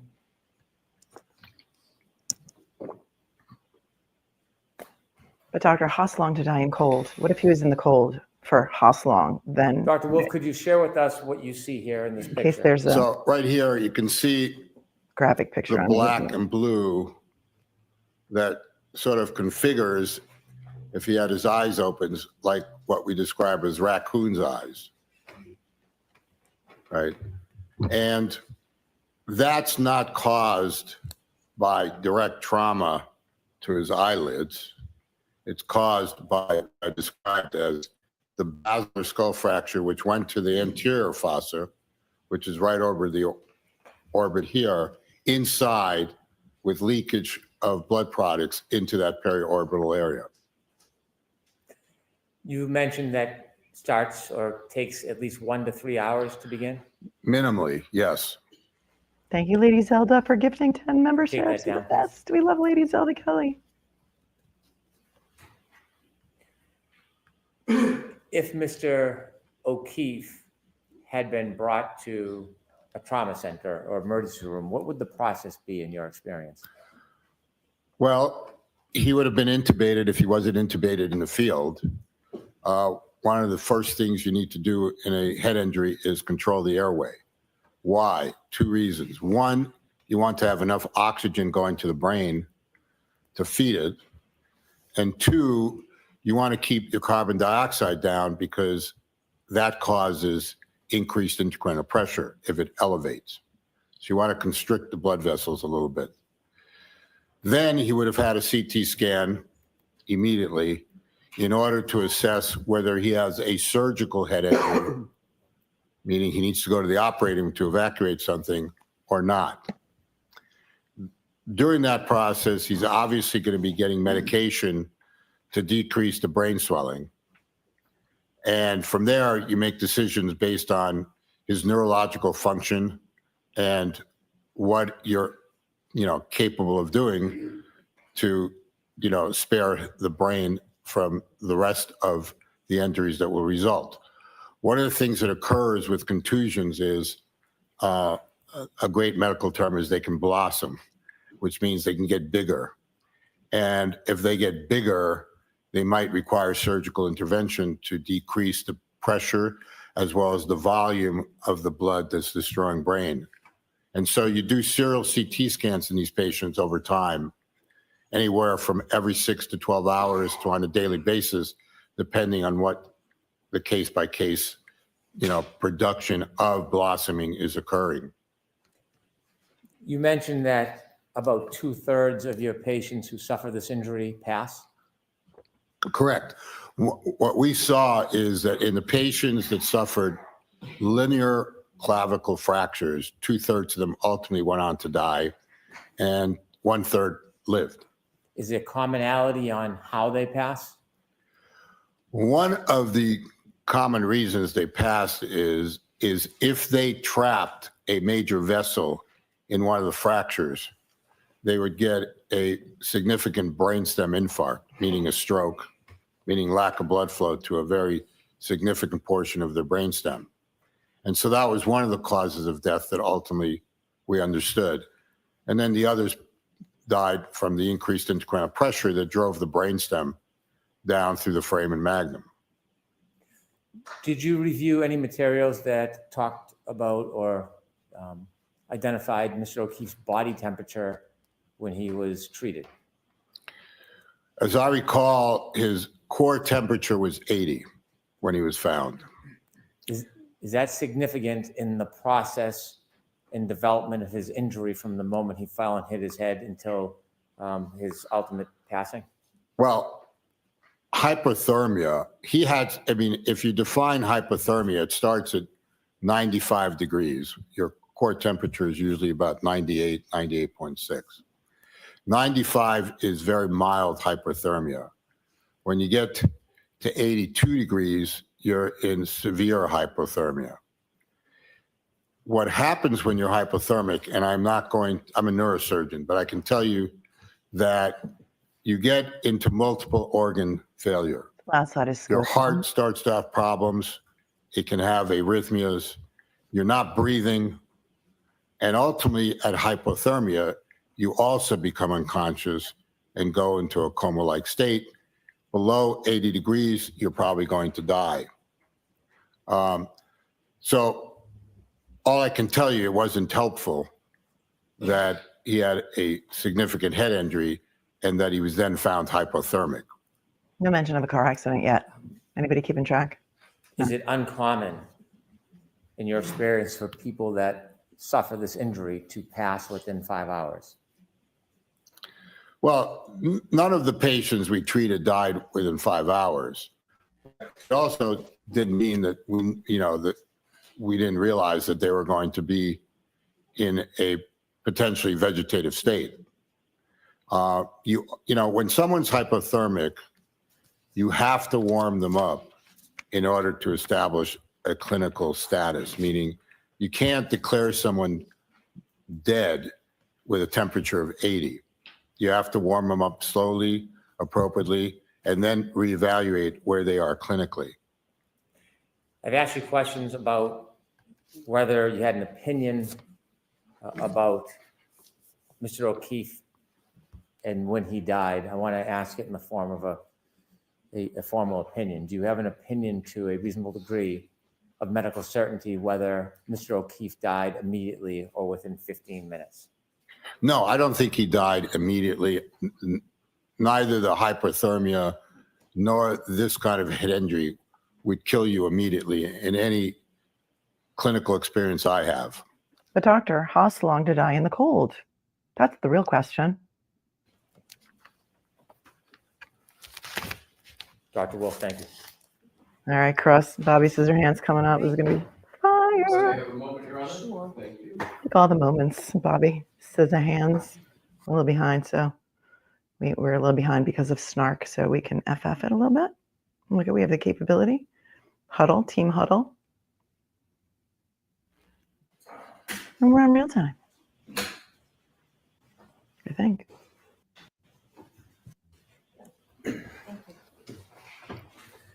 Morning, doctor. I don't think we've had the pleasure of meeting. Welcome. Thank you. Sir, can you just describe, you started to do it a little bit on direct, a typical day for you?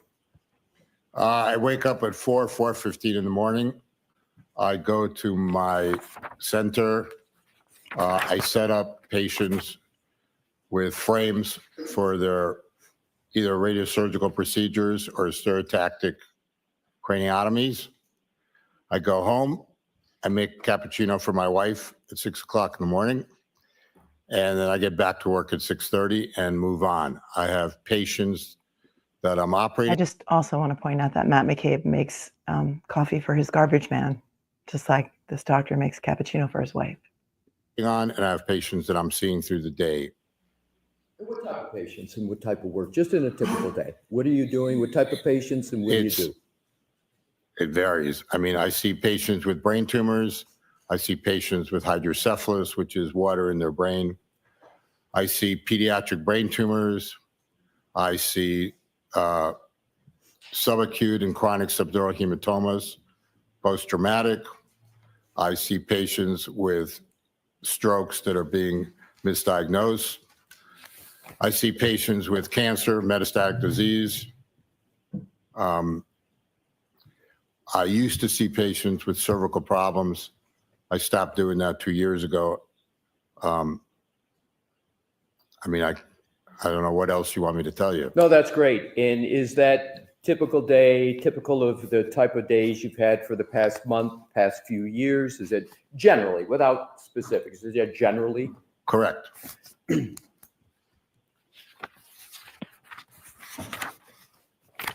So none of your typical days, none of the past typical months have involved forensic pathology, have they? You haven't acted as a forensic pathologist in. I am, you could have asked that question, very straightforward. I am not a forensic pathologist. I'm a brain surgeon. Right. And you don't perform autopsies, correct, sir? You're a brain surgeon. Correct. In other words, I see more brains than the forensic pathologist. Right. And is it correct to say that the brains that you see are of living people? Correct. Okay. So what I'd like to do they're alive. is to go to a different part of the head than was discussed, but sticking with the decedent. Excuse me, I didn't hear the last word. I'm sorry, with the topic is going to be Mr. O'Keefe, the decedent in this matter, sir. You testified about raccoon eyes. The medical term for that, sir, is ecchymosis, right? Correct. And ecchymosis, raccoon eyes, does not cause a laceration to form on an eyelid, does it? No. Are you aware that Mr. O'Keefe had a laceration to the outside area of his right upper eyelid? I am aware that the ME described that. Yes, sir. Now, could, Your Honor, I'm going to, with Your Honor's permission, ask to publish what is already in evidence in a moment. Okay. Mr. Wolf, What exhibit number, Mr. Alessi? we're going to, 165, Your Honor. Okay, go right ahead. Thank you.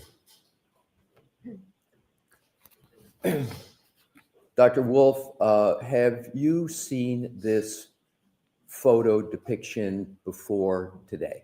I believe I have. Is it correct that that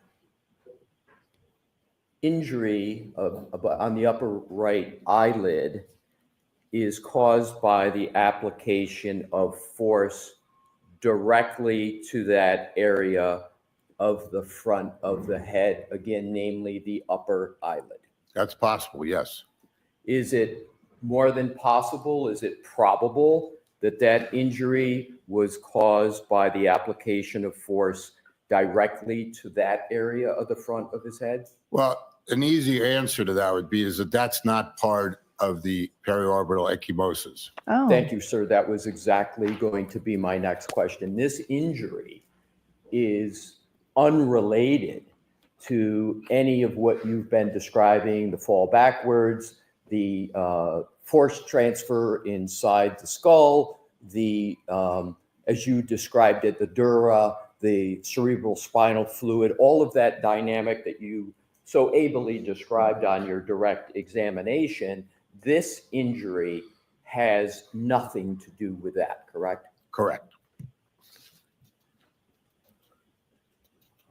thank you, Nancy Rolfe, for your super generous 50. I appreciate you so much.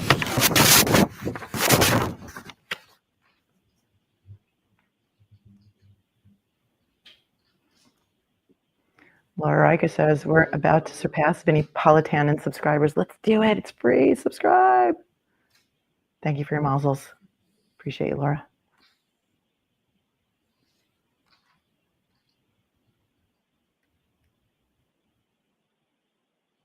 Bex, I'm very sorry about your brother.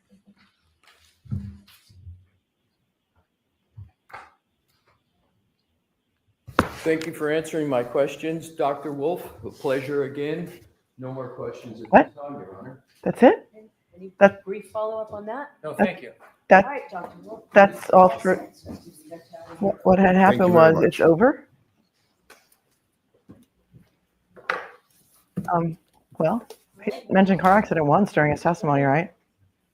I mean, he could have fallen on top of anything Sure. to cause his, And While I see counsel at sidebar, jurors, feel free to stand up and stretch. I mean, maybe that's all they need from him. He never mentioned car accident once. He's a brain surgeon. It's not his specialty. He didn't hurt the defense at all. It was caused by falling backwards and hitting your head on, all you gotta do is show a picture of that weight bench. He never once in his testimony said, car accident, that's a strategy. I don't know what's happening now.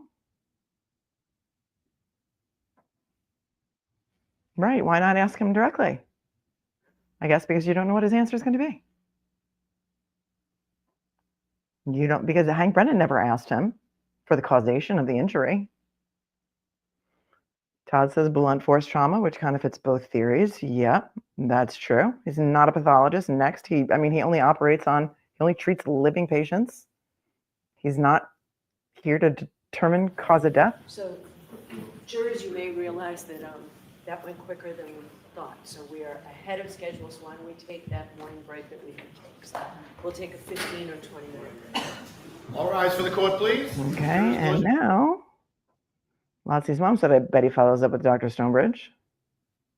They're going to call Dr. Stonebridge on their case in chief, I would imagine. Could he have been saved if an Albert called 911 when he hit the weight rack? Once says, let's just do the timeline again. We're a little bit behind, so let's see if we have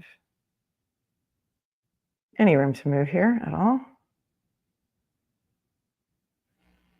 Camera's coming back down.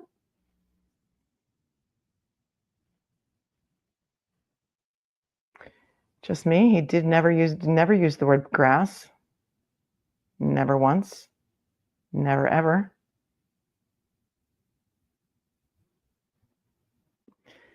Karen Bullis says, I'm a person with EMS experience. This doctor's testimony will benefit Karen in the long run. Jury will figure it out that John, RIP, was not HBC. Great job, Melanie. Thank you. Not hit by a car, right?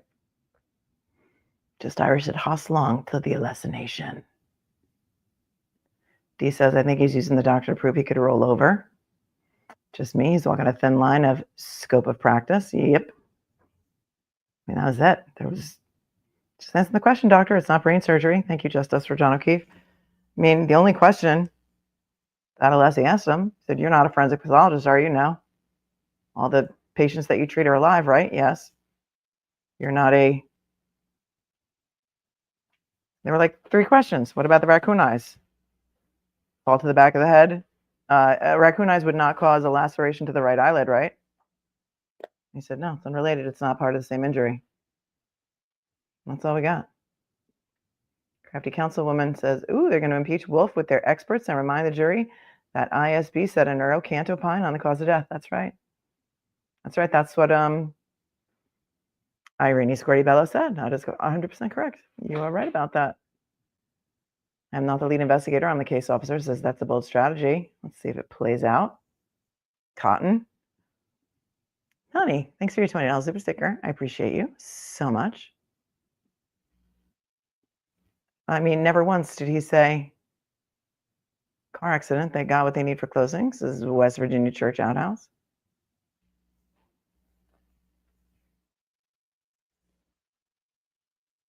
Somebody wants to know if the jury could deliberate before the Commonwealth's case is over. No, they can't deliberate until the defense rests. And so that is that. Todd, thank you for buying 5 matcha lattes and your very sweet message. Lady Zelda, thank you so very much for a very generous Venmo. Says congrats on 100K. You deserve it. Love you, girl. So proud and happy for you. Oh, we love Lady Zelda. We love Lady Zelda. She's got a channel. She communicates with the dead and she does tarot readings and all kinds of cool stuff. Check out her channel. Colleen, thank you. Says as a neurosurgical nurse, I worked with many neurosurgeons. This doctor's answer is very vague and very simple, and the brain is not. I'm angry. Thanks, Colleen. Joan said Christopher Watkins can play this doctor who should be asked, could the fall have been on a hard basement floor?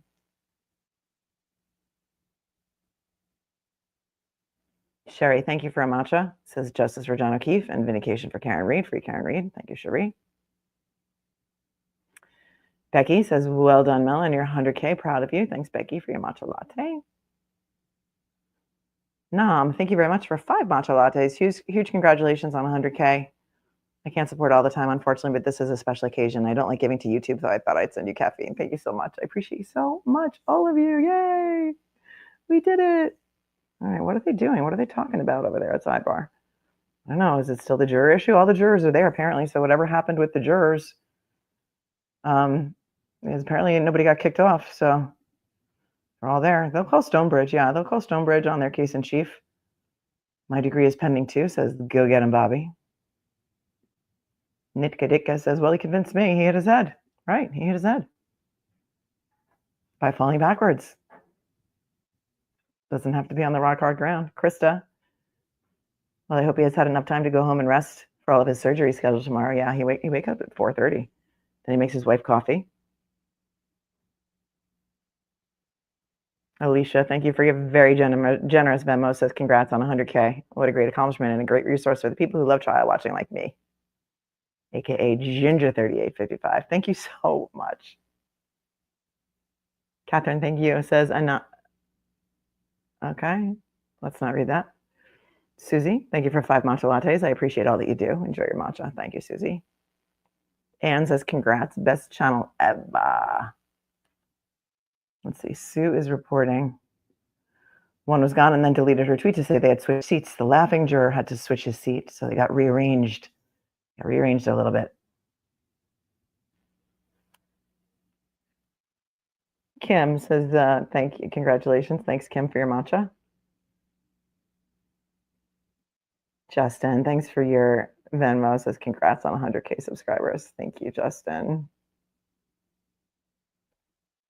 Brittany, thank you. Says congrats on 100K. You're right, never too late. True words, law school it is. And she's going, Brittany. Yay, Brittany. Kelly, thank you for a very generous Venmo. Says big congrats on your 100K. You hear it often, but you really are the best, my friend. All the best to you and your family. Oh, that's so sweet. Thanks, Kelly. Kelly G. It's like Severance. Helly R.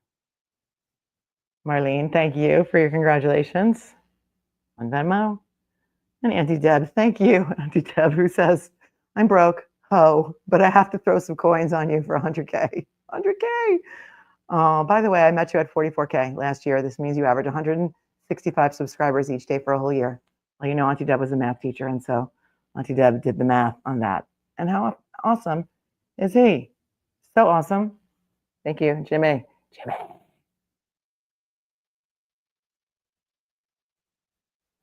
Thank you so very much. Nancy, congrats. So proud of me. Thank you, Nancy. Cheryl, very generous memo. Congrats on 100K, 100 for 100. Praying for you and your lovely family. Oh, you're very sweet. You guys are so awesome. Only half of you have pressed the like button. It's free. It's like, wiping your feet on the mat. So what we got to do? Stephanie, 100 for 100. Thank you so much. Congratulations. You deserve all the blessings. You guys are amazing. You guys are really, really amazing. Without you, I wouldn't have a channel. I just wouldn't. Well, let's all fill up our drinks while they're doing this. Get your popcorn. Do all the things. Kathleen, thank you. Says 100K. Well deserved. Colleen, thank you. You're such a great mom being there for your baby and still running the snark tank. Hope your baby's doing well. Thank you, Colleen. Jonas, thank you.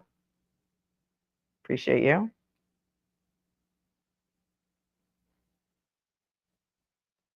All right, everybody go fill up your drinks. We'll be back as soon as they come back. They're just taking a quick break right now. So let's do it. We'll be right back.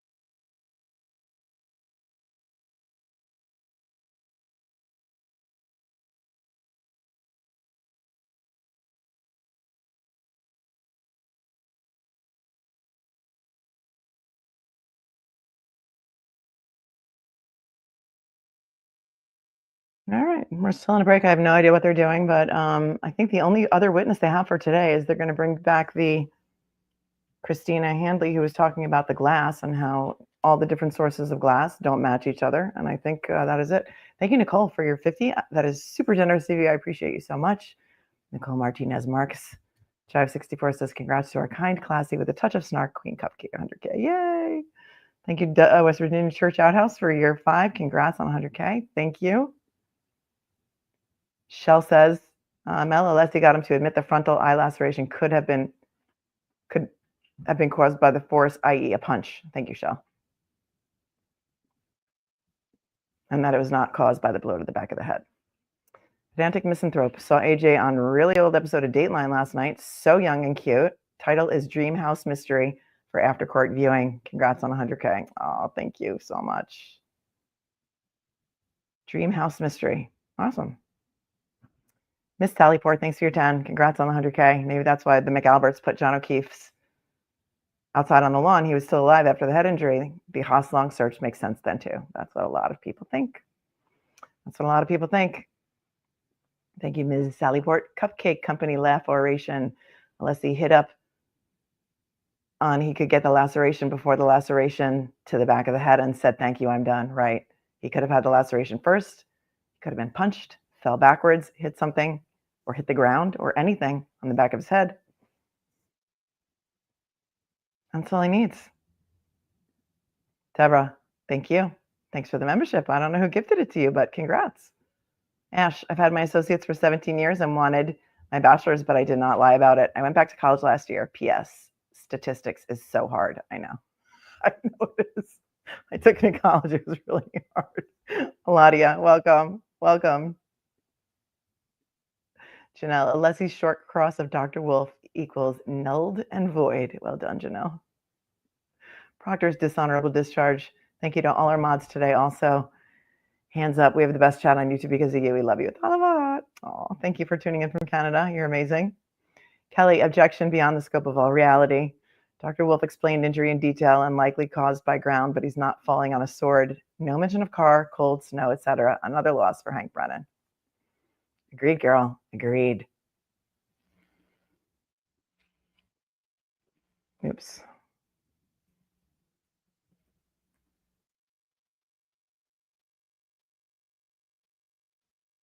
Kind of a bummer for anybody who got who's in court today because they're not getting to see a whole lot. We just saw a little tiny bit of testimony. Oh, let's see what Mark Betterow has to say. 3 hours ago, Mark Betterow said, the prosecution has proven, in quotes, that a single three-point turn occurred not in front of 34 Fairview, but on a different street several minutes before Karen and John arrived at 34 Fairview.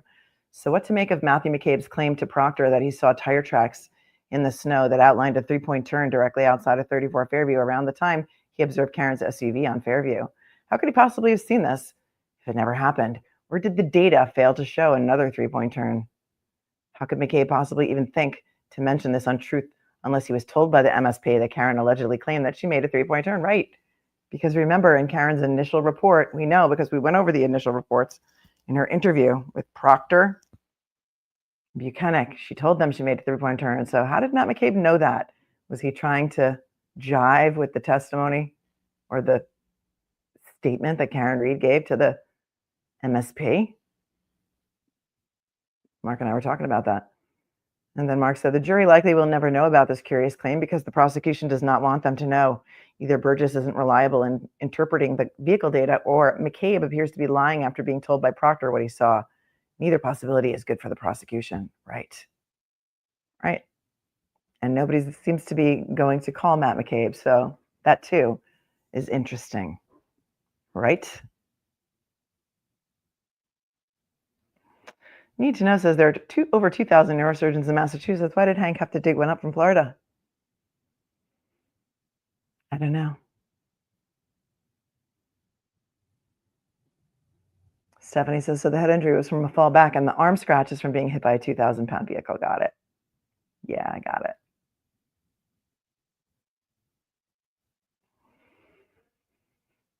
Who's up next? They have to call back the witness from yesterday. Christina Hanley. Is she in the building? Does anybody know? She hasn't finished her testimony yet about all the glass that she found.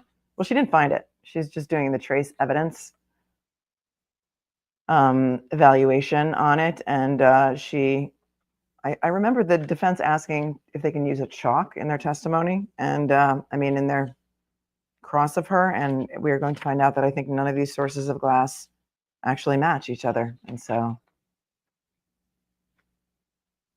that is that.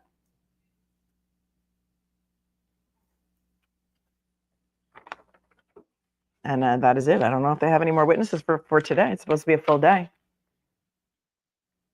Anybody have any other information on it?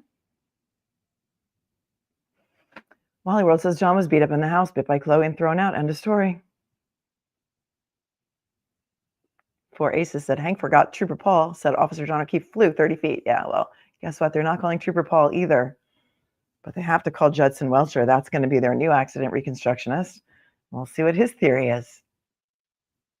Stephen Bear says his injury was accidental, punch, dog attack, and fell to the ground. He wasn't going to survive, so they dumped him outside.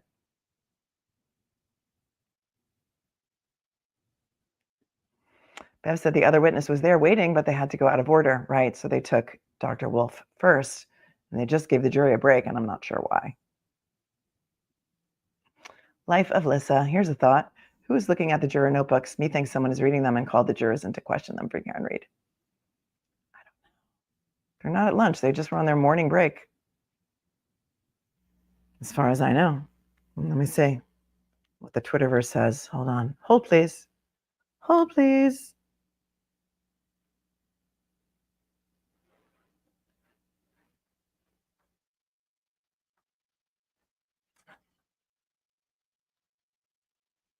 Sue O'Connell said, oh no, that was way earlier. Never mind. 20 minutes ago, sidebar.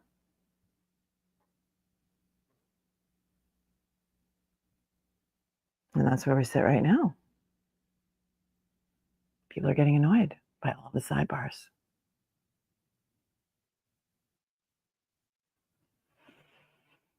Mama X4 says, I've always thought someone reads their notebooks to get the scoop on thoughts and opinions. They're not supposed to. They're supposed to be locked up. They're waiting on the Commonwealth's witness.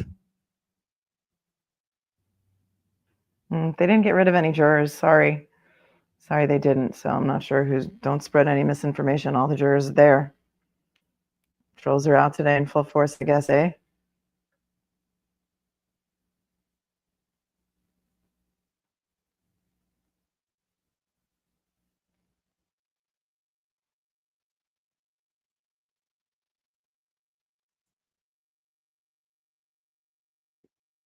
Why does Hank get the privilege to wait till next week for his last witness? I don't know. I don't know. So I guess this is brain surgery. It feels like that, doesn't it? Trevor says, funny, everyone assumes John O'Keefe and Goen Inside are mutually exclusive. He could have just as easily been attacked outside after Karen left. Yes. Somebody could have met him in the driveway with a Jeep. Could have called him over as he got to the top of the driveway. Like, hey, come here. Hey, go in the garage. Could have been outside. Could have been anywhere. Outside, inside. Barbara, thanks for your 20. Hi, going to Red Rocks to see my twins. Not much gambling, just son and family. Oh, Red Rock. I really want to wear my new red sweatshirt. Hopefully it arrives today. Hope so. I hope so. Agree with you, Trevor. Could have been outside. Thoughts, comments, questions, concerns. So much reasonable doubt, says Deborah.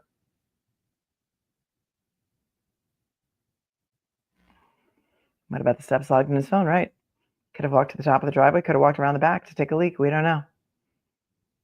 She gave them a morning break. Yep. How long to get a not guilty verdict?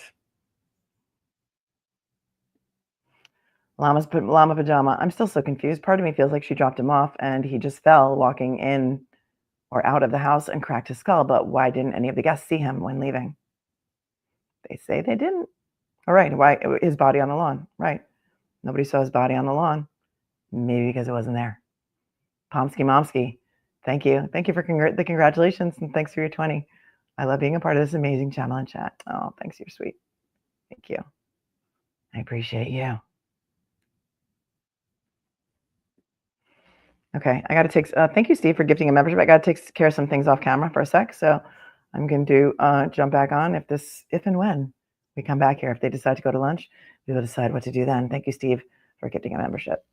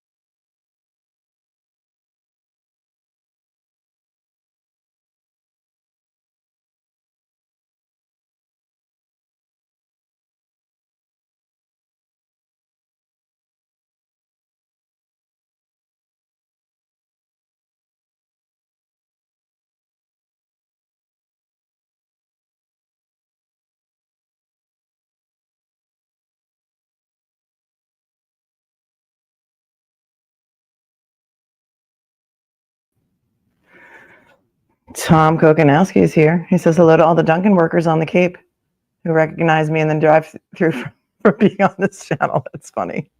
That's funny. Yeah. To be recognized at Dunkin' Donuts, you're famous. You're famous, Tom. Thank you, Karina, for reminding everyone to hit the like button.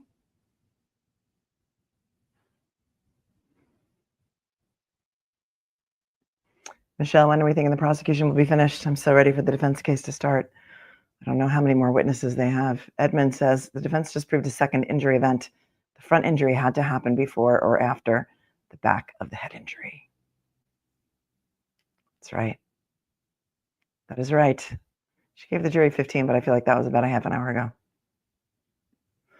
Peg says Officer John O'Keefe wasn't hit by a car. I tried to view this from the Commonwealth's position, and I can't square his injuries with an auto accident. Plus, Karen Reed's angry voicemails are typical of a murdering partner to the deceased. Atypical. They're atypical. Yes, I see what you're saying. I see what you're saying. Miss Lisa says, where on the Cape? It's hard to find a Dunkin' with a drive-through. Heaven 7777. Didn't the one guy say Colin wasn't there when John was at the house? That is true. That is true. Goodman say, Tom's right up there with Ben Affleck. Yes. Kokanowski runs on Dunkin's. Yes, he does. Thank you.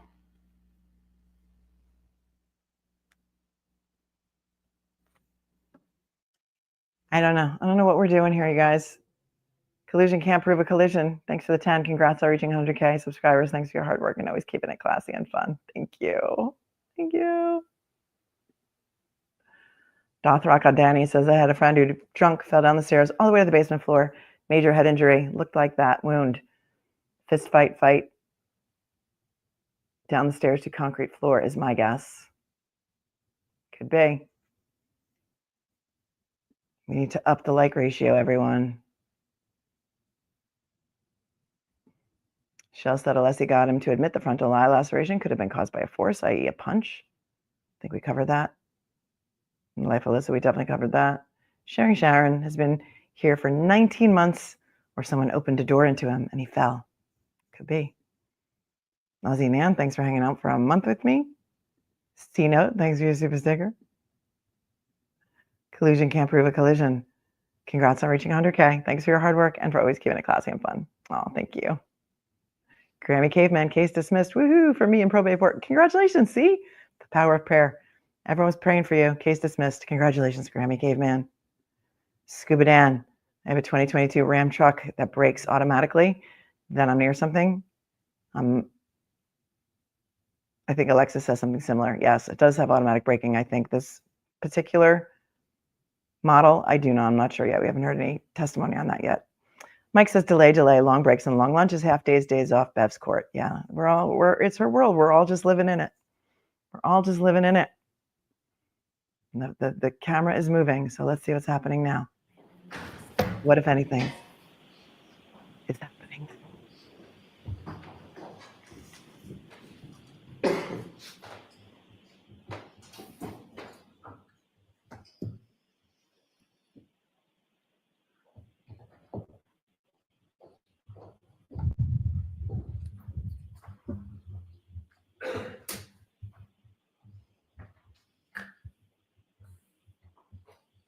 Put it back in session, you may be seated. God Right, save us may from we the have Ms. Commonwealth. Hanley, please? God save us from the Commonwealth. Christina Hanley is coming back. She's still under direct by Lally, right? Okay.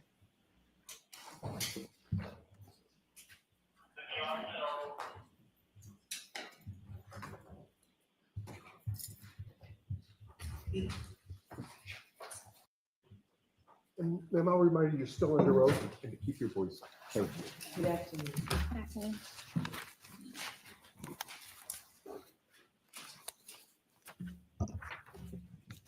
All right, Mr. Lally, whenever you're ready.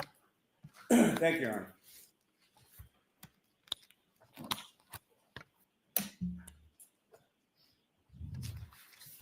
Thank you, Paris Ray and the Crush. Ma'am, if you could, just please introduce yourself to the jury again, spelling your last name for the record. Sure. I'm Christina Hanley. Hanley is spelled Hanley. And Ms. Hanley, given the break, if I could just ask you a few questions just to reorient as far as the items that we were speaking about yesterday in your testimony. First, starting with the items of glass that you analyzed in this case. The first of those items was an item 3-2, is that correct? That's correct. And if you could, please describe for the jury, or please provide the jury with the description for that item that you received. Sure. So item 3-2 was a clear glass cup with broken irregular edges. and there was some dirt debris material that was noted on the exterior and interior surfaces. Your Honor, may I approach? Yes.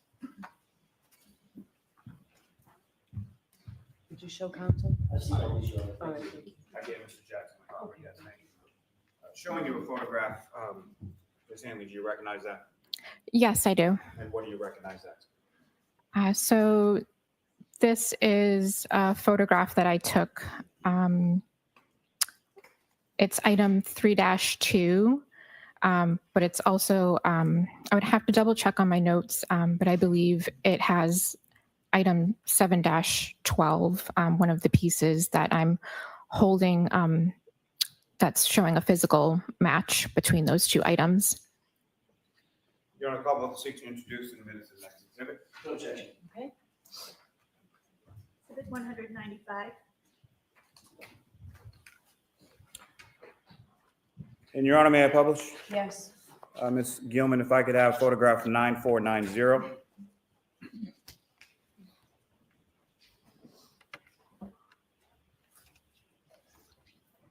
Ms. Hanley, what's up on the screen? Is that the photograph that I just presented to you? Yes, it is. And if you could, please describe for the jury what we're looking at here. So that is a photograph that I took upon examination. It is the clear glass cup item 3-2.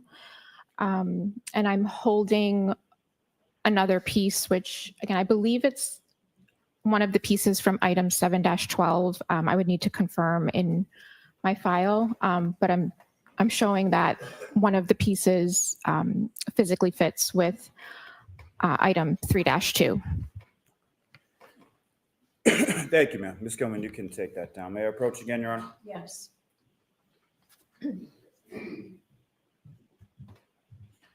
Showing you two other photographs. If you could just look at those, look up when you're finished. And do you recognize those? Yes, I do. And what do you recognize those as? So these are photographs that I took of item 7-12. Your Honor, the Commonwealth seeks to introduce in the minutes the next exhibit A and B. Is there any objection? No objection. Thank you. Exhibits 196A and 196B. And Ms. Hanley, if you could, just remind the jury as far as the physical description that you received in regard to item 7-12. Sure. So item 7-12 consisted of some clear plastic pieces as well as 9 pieces of glass with broken irregular edges. And may I publish, Your Honor? Yes. And Ms. Gilman, if I could have first photograph 9476. And if you can enlarge that just a bit, Ms. Gilman.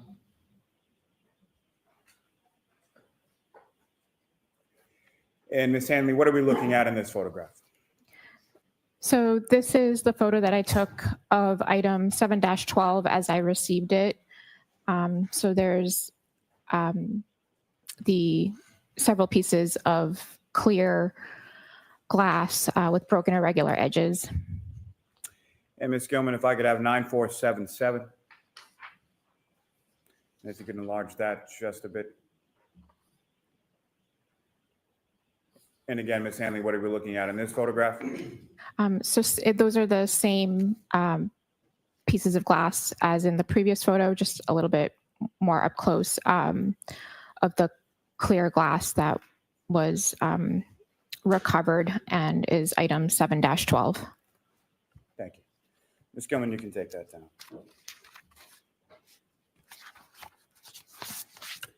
Now, Ms. Hanley, as far as a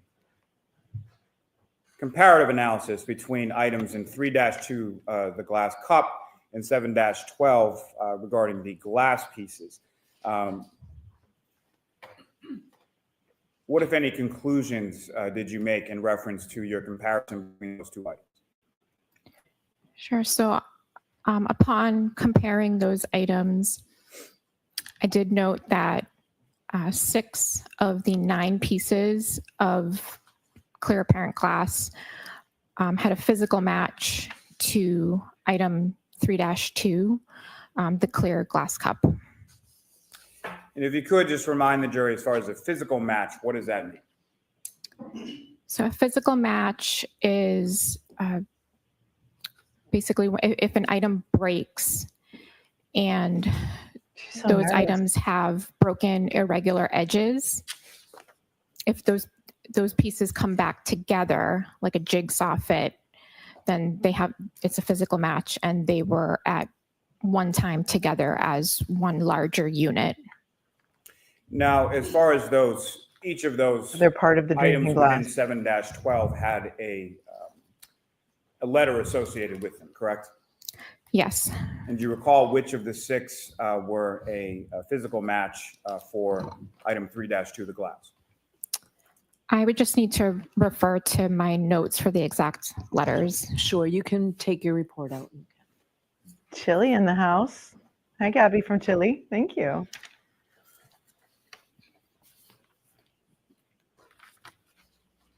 TBB Wolfie, why do you want John in the cellar? Who? Me? I don't want The John in the 6 cellar. pieces of glass from item 7-12 that physically fit to item 3-2 were A, B, C, D, F, and K. Somebody's going to need to summarize. May I approach, Your Honor? Thanks, Aaron.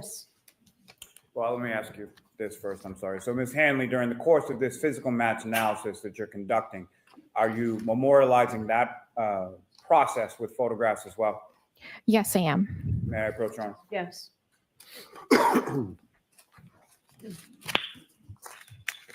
And I'm presenting you with 4 photographs, if you could review those and look up when you finish.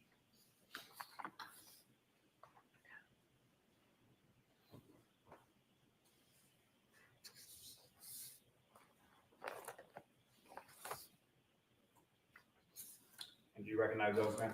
Yes, I do. And what do you recognize those? Those are photographs that I took upon my examination of items 7-12 and item 3-2. Your Combo, the seat to introduce and admit as the next exhibits, A through D. No objection. Thank you. Oh, Alan's doing the cross. That's good. Exhibits 197A through D.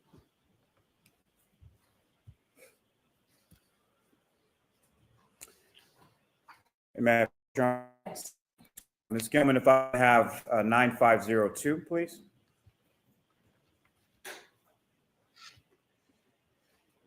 And Ms. Hanley, what's up on the screen? Can you please describe for the jury what we're looking at in this photograph? So this is one of the photos that I took of one of the breaks that physically fit together between item 3-2 and item 7-12. And Ms. Gilman, if I could have 9514. And again, Ms. Hanley, can you please describe for the jury what we're looking at in this photograph? Sure. So this is a photo that I took when I was doing my comparison of item 3-2 and several pieces from item 7-12. Now, as far as the individual pieces had sort of little white stickers or labels affixed to them, is that correct? Yes. Is that something that you did, or is that something that when the items were provided to you was already done? So item 7-12, I received those pieces with the labels already on them. And again, those items, especially 7-12, had been with mixed veneer in your unit prior to coming to your table or your station, correct? Yes. Ms. Gilman, if I could have 9518. I've been saying this too, Dee. No, I'm sorry. Again, Ms. Bill. Hanley, what are we looking at here? So this Box is back on another the base photograph that I took of the physical match. It's just another view of the items together of item 3-2 and several pieces from item 7-12. And lastly, for this batch, Ms. Gilman, if I could have 9520. And again, Ms. Hanley, what are we looking at here?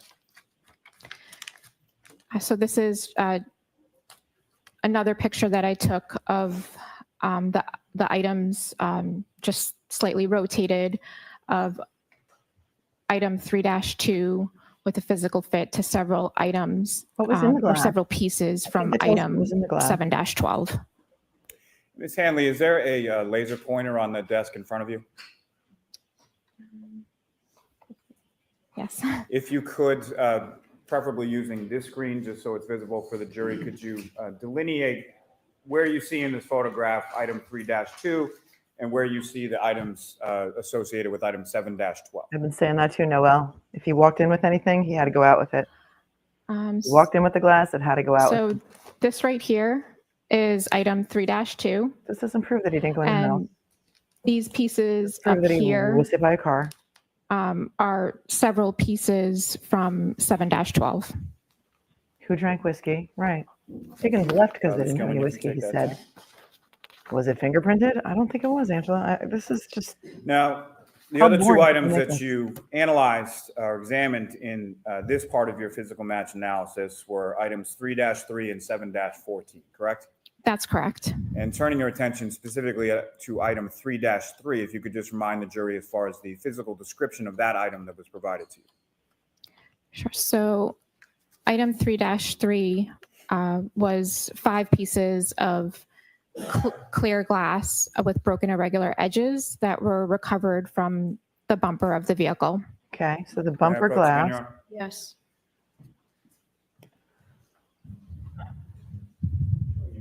How long does it take to get to the point? Becky says Yes, that's I not the do. same glass from the first glass. That is a photo that I took of item 3-3. Your Honor, Commonwealth seek to introduce in a minute the next exhibit. No objection, Mr. Jackson? No objection, Your Honor. Exhibit 198. Nobody ever went inside the house to see if they had those kind of glasses inside the house because, you know, that May I was publish, Your Honor? obvious. Yes. Ms. Gilman, if I could have 9446, please. And Ms. Hanley, in addition to the 5 pieces of glass associated with item 3-3, what else is depicted in this photograph? This is a photo of the 5 total pieces that are from item 3-3. And in addition to that, is there a ruler depicted in this photograph as well? Yes, there is. And what is the purpose of that ruler in the photograph? It's there just as a scale. Thank you, Ms. Gilman. You can take that one down. And Ms. Hanley, the last of those items, 7-14, if you could just remind the jury as far as what was the physical description that was provided to you in reference to item 7-14. Sure. So item 7-14 was a clear piece of glass with irregular edges that was recovered from the road. Could be from anywhere approach at again, any Your time. Yes. Why are you so slow with this, Lally? Like, Hanley, just showing you a single photograph. Do you recognize that? Yes, I do. And what do you recognize? thanks God. This is a photo that I took of item 7-14. Your Honor, Commonwealth seek to introduce in the next exhibit. No objection. All right. Exhibit 199. The bumper glasses did not match the drinking glass. This has no bearing on anything. It's a distraction. Thank you, Lally's May I publish, Your harmonica. Honor? Excellent Yes. name. Ms. Gilman, if I could have 9471, please.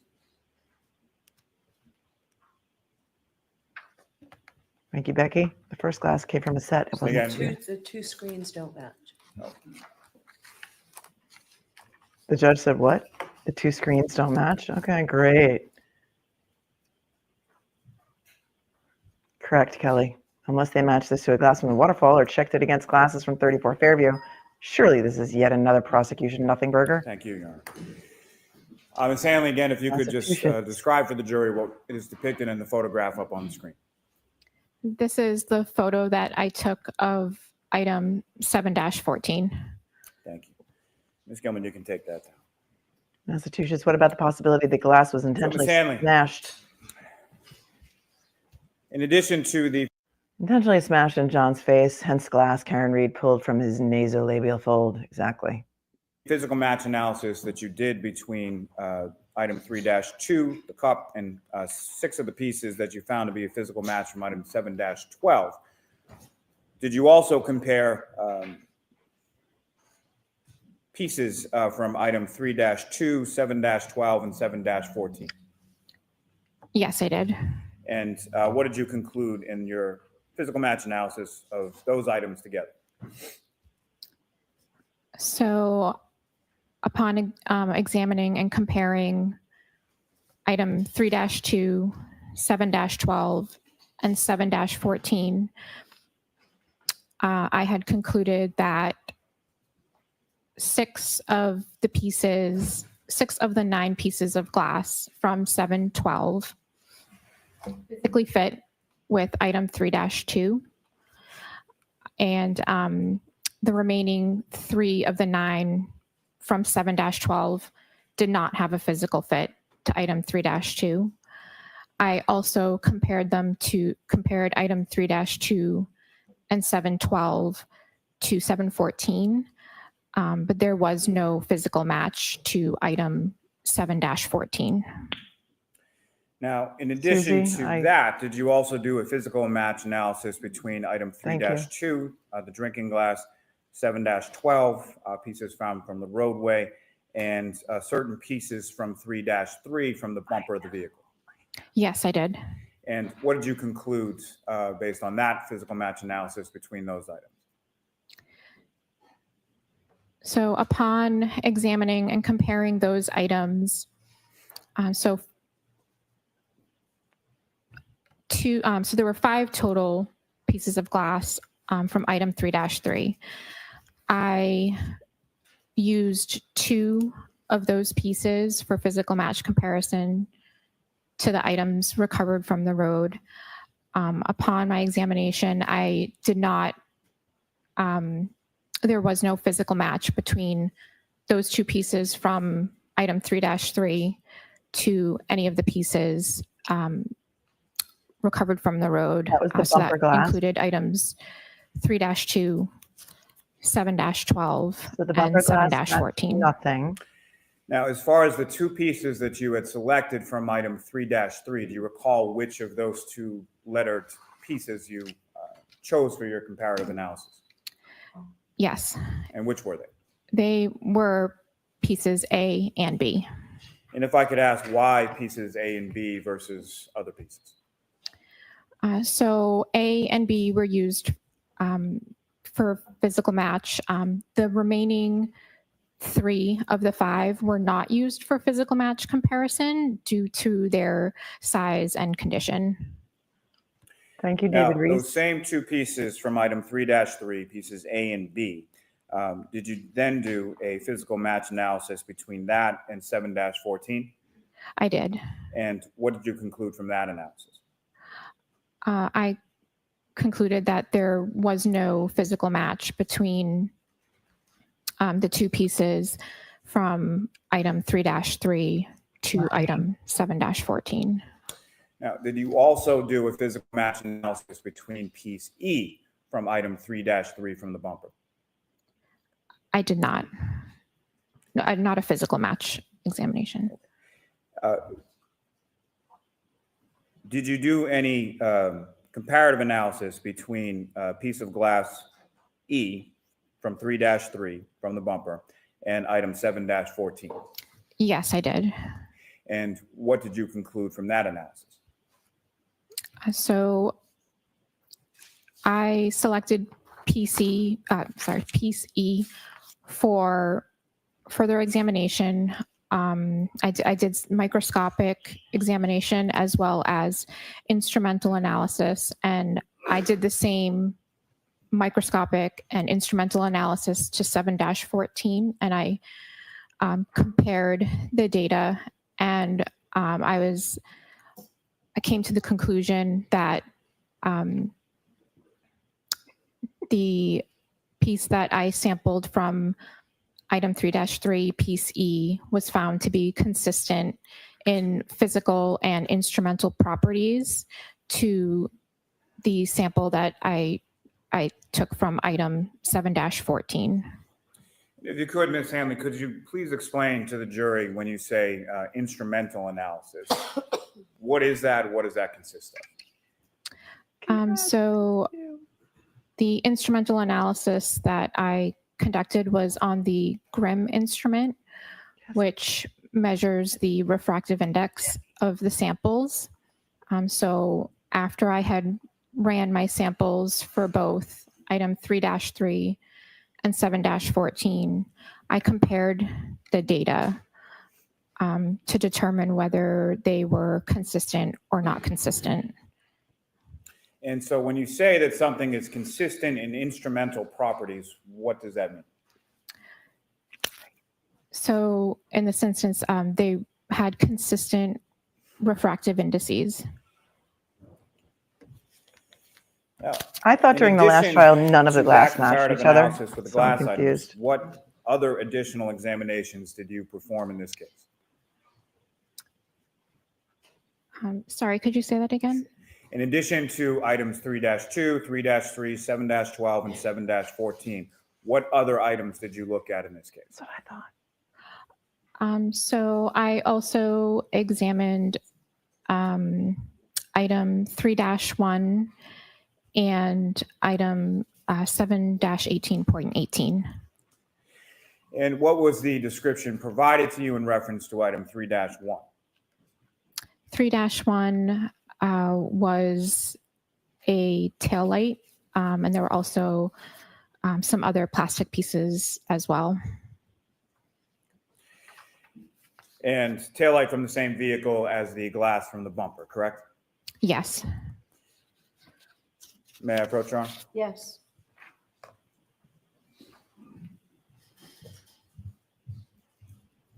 You have another single photograph. Do you recognize that? Yes, I do. And what do you recognize that? This is the photo that I took of item 3-1. Your Honor, the Commonwealth will seek to introduce in a minute. No objection. Thank you.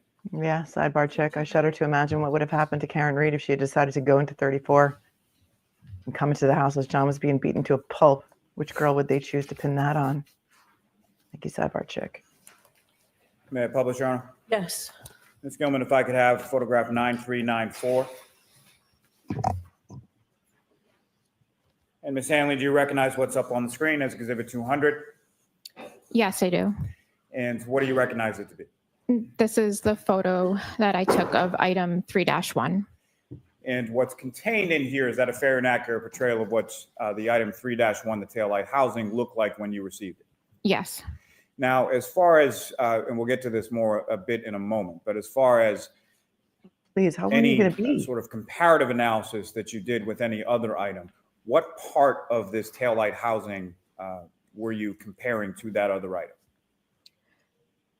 So there were clear and red plastic portions of the taillight that appeared to be broken.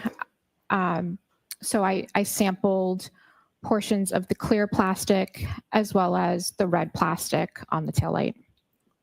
And just for clarity purposes, if you could with the pointer, as far as which of these pieces up on the screen were you sampling the clear and or the red plastic from?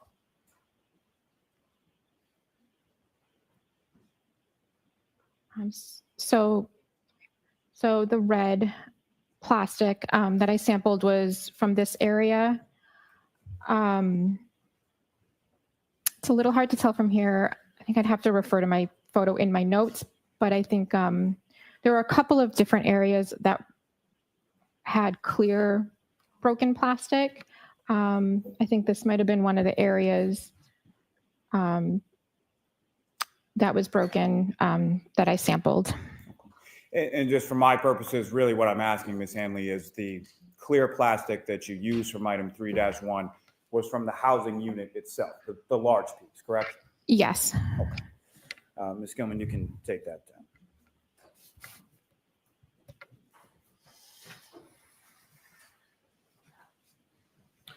Now, the other item that you were comparing this to was item 7-18.18. Is that correct?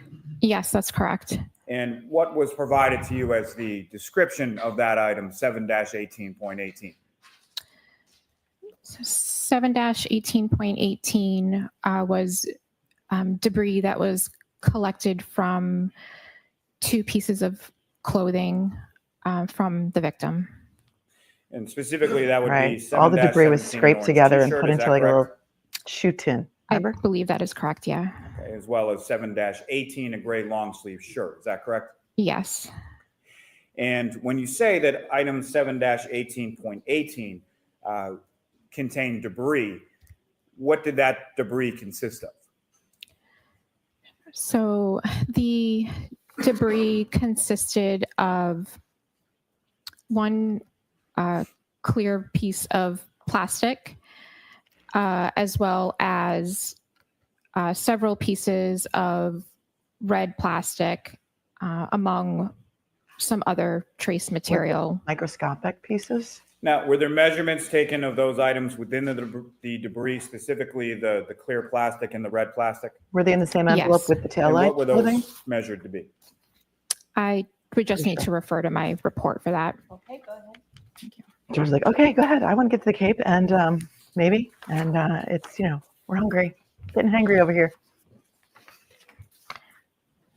Okay, so the clear piece of plastic in 7-18.18, it measured approximately 1/8 of an inch by 1/16 of an inch. It's not microscopic. And then I measured the largest and the smallest of the red plastic pieces. And the largest piece of red plastic measured approximately 1/16 of an inch by less than 1/16 of an inch. And the smallest piece among those measured approximately less than 1/16 of an inch by less than 1/16 of an inch. Did you have to use a microscope? And to so see them? those particular pieces that you measured, about how small are we talking about? So the largest for the red plastic, the largest piece measured, just for visual purposes, it's roughly like the size of a grain of rice. Okay. The rest of the pieces were smaller than that. Thanks, Kaylee. And who within the lab provided that debris in that taillight housing to your unit, to the trace unit? So the debris from the clothing was transferred to my unit by Maureen Hartnett, and the taillight was submitted to the lab by Trooper Christopher Moore. May I approach, Your Honor? Yes. Hammer time. Thanks, Kelly. Chloe Albert's Revenge. A good take on Candyman from Willy Wonka. It feels like we're in Willy Wonka's chocolate factory, doesn't it? Just need an Oompa Loompa or two. Photographs. Review those and look up when you finish.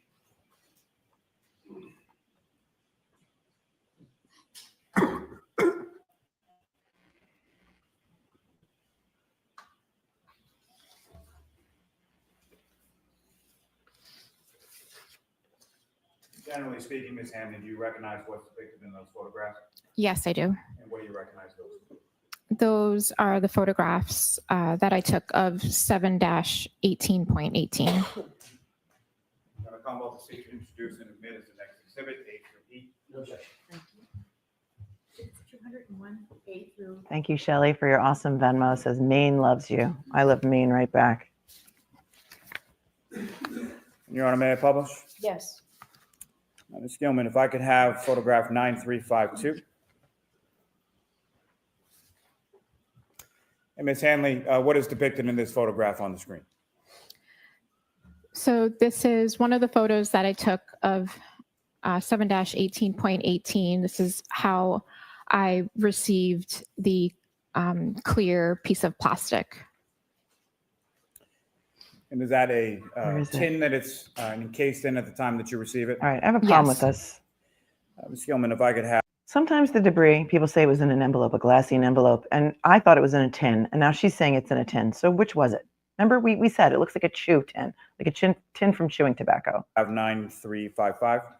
Somebody else said it was in an envelope. And what is this, Ms. Hanley? So this is a photo of the clear piece of plastic that was within that tin. Okay. Ms. Gilman, if I could have 9364.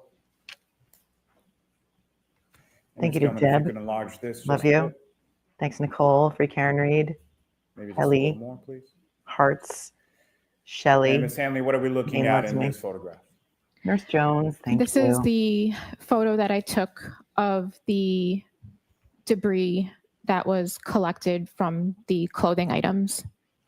Thank you, Barbara. Like, what does Ms. that Gilman, even if look I could like? have Some 9366. dirt and some, looks like flowers. I have no idea what that is. And again, Ms. Hanley, what are we looking at here?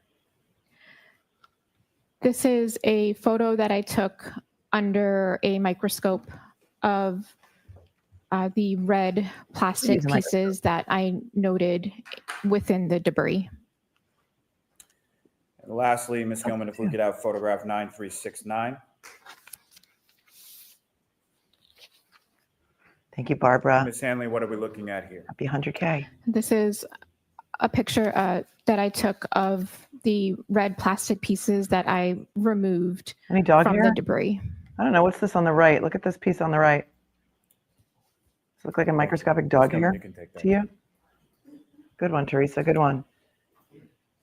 Now, Ms. Hanley, in reference to your comparative analysis from item 3-1, the taillight housing plastic, to the clear and red plastic pieces of debris from plastic debris from item 7-18.18, the clothing of Mr. O'Keefe, what types of instruments did you utilize in this comparative analysis?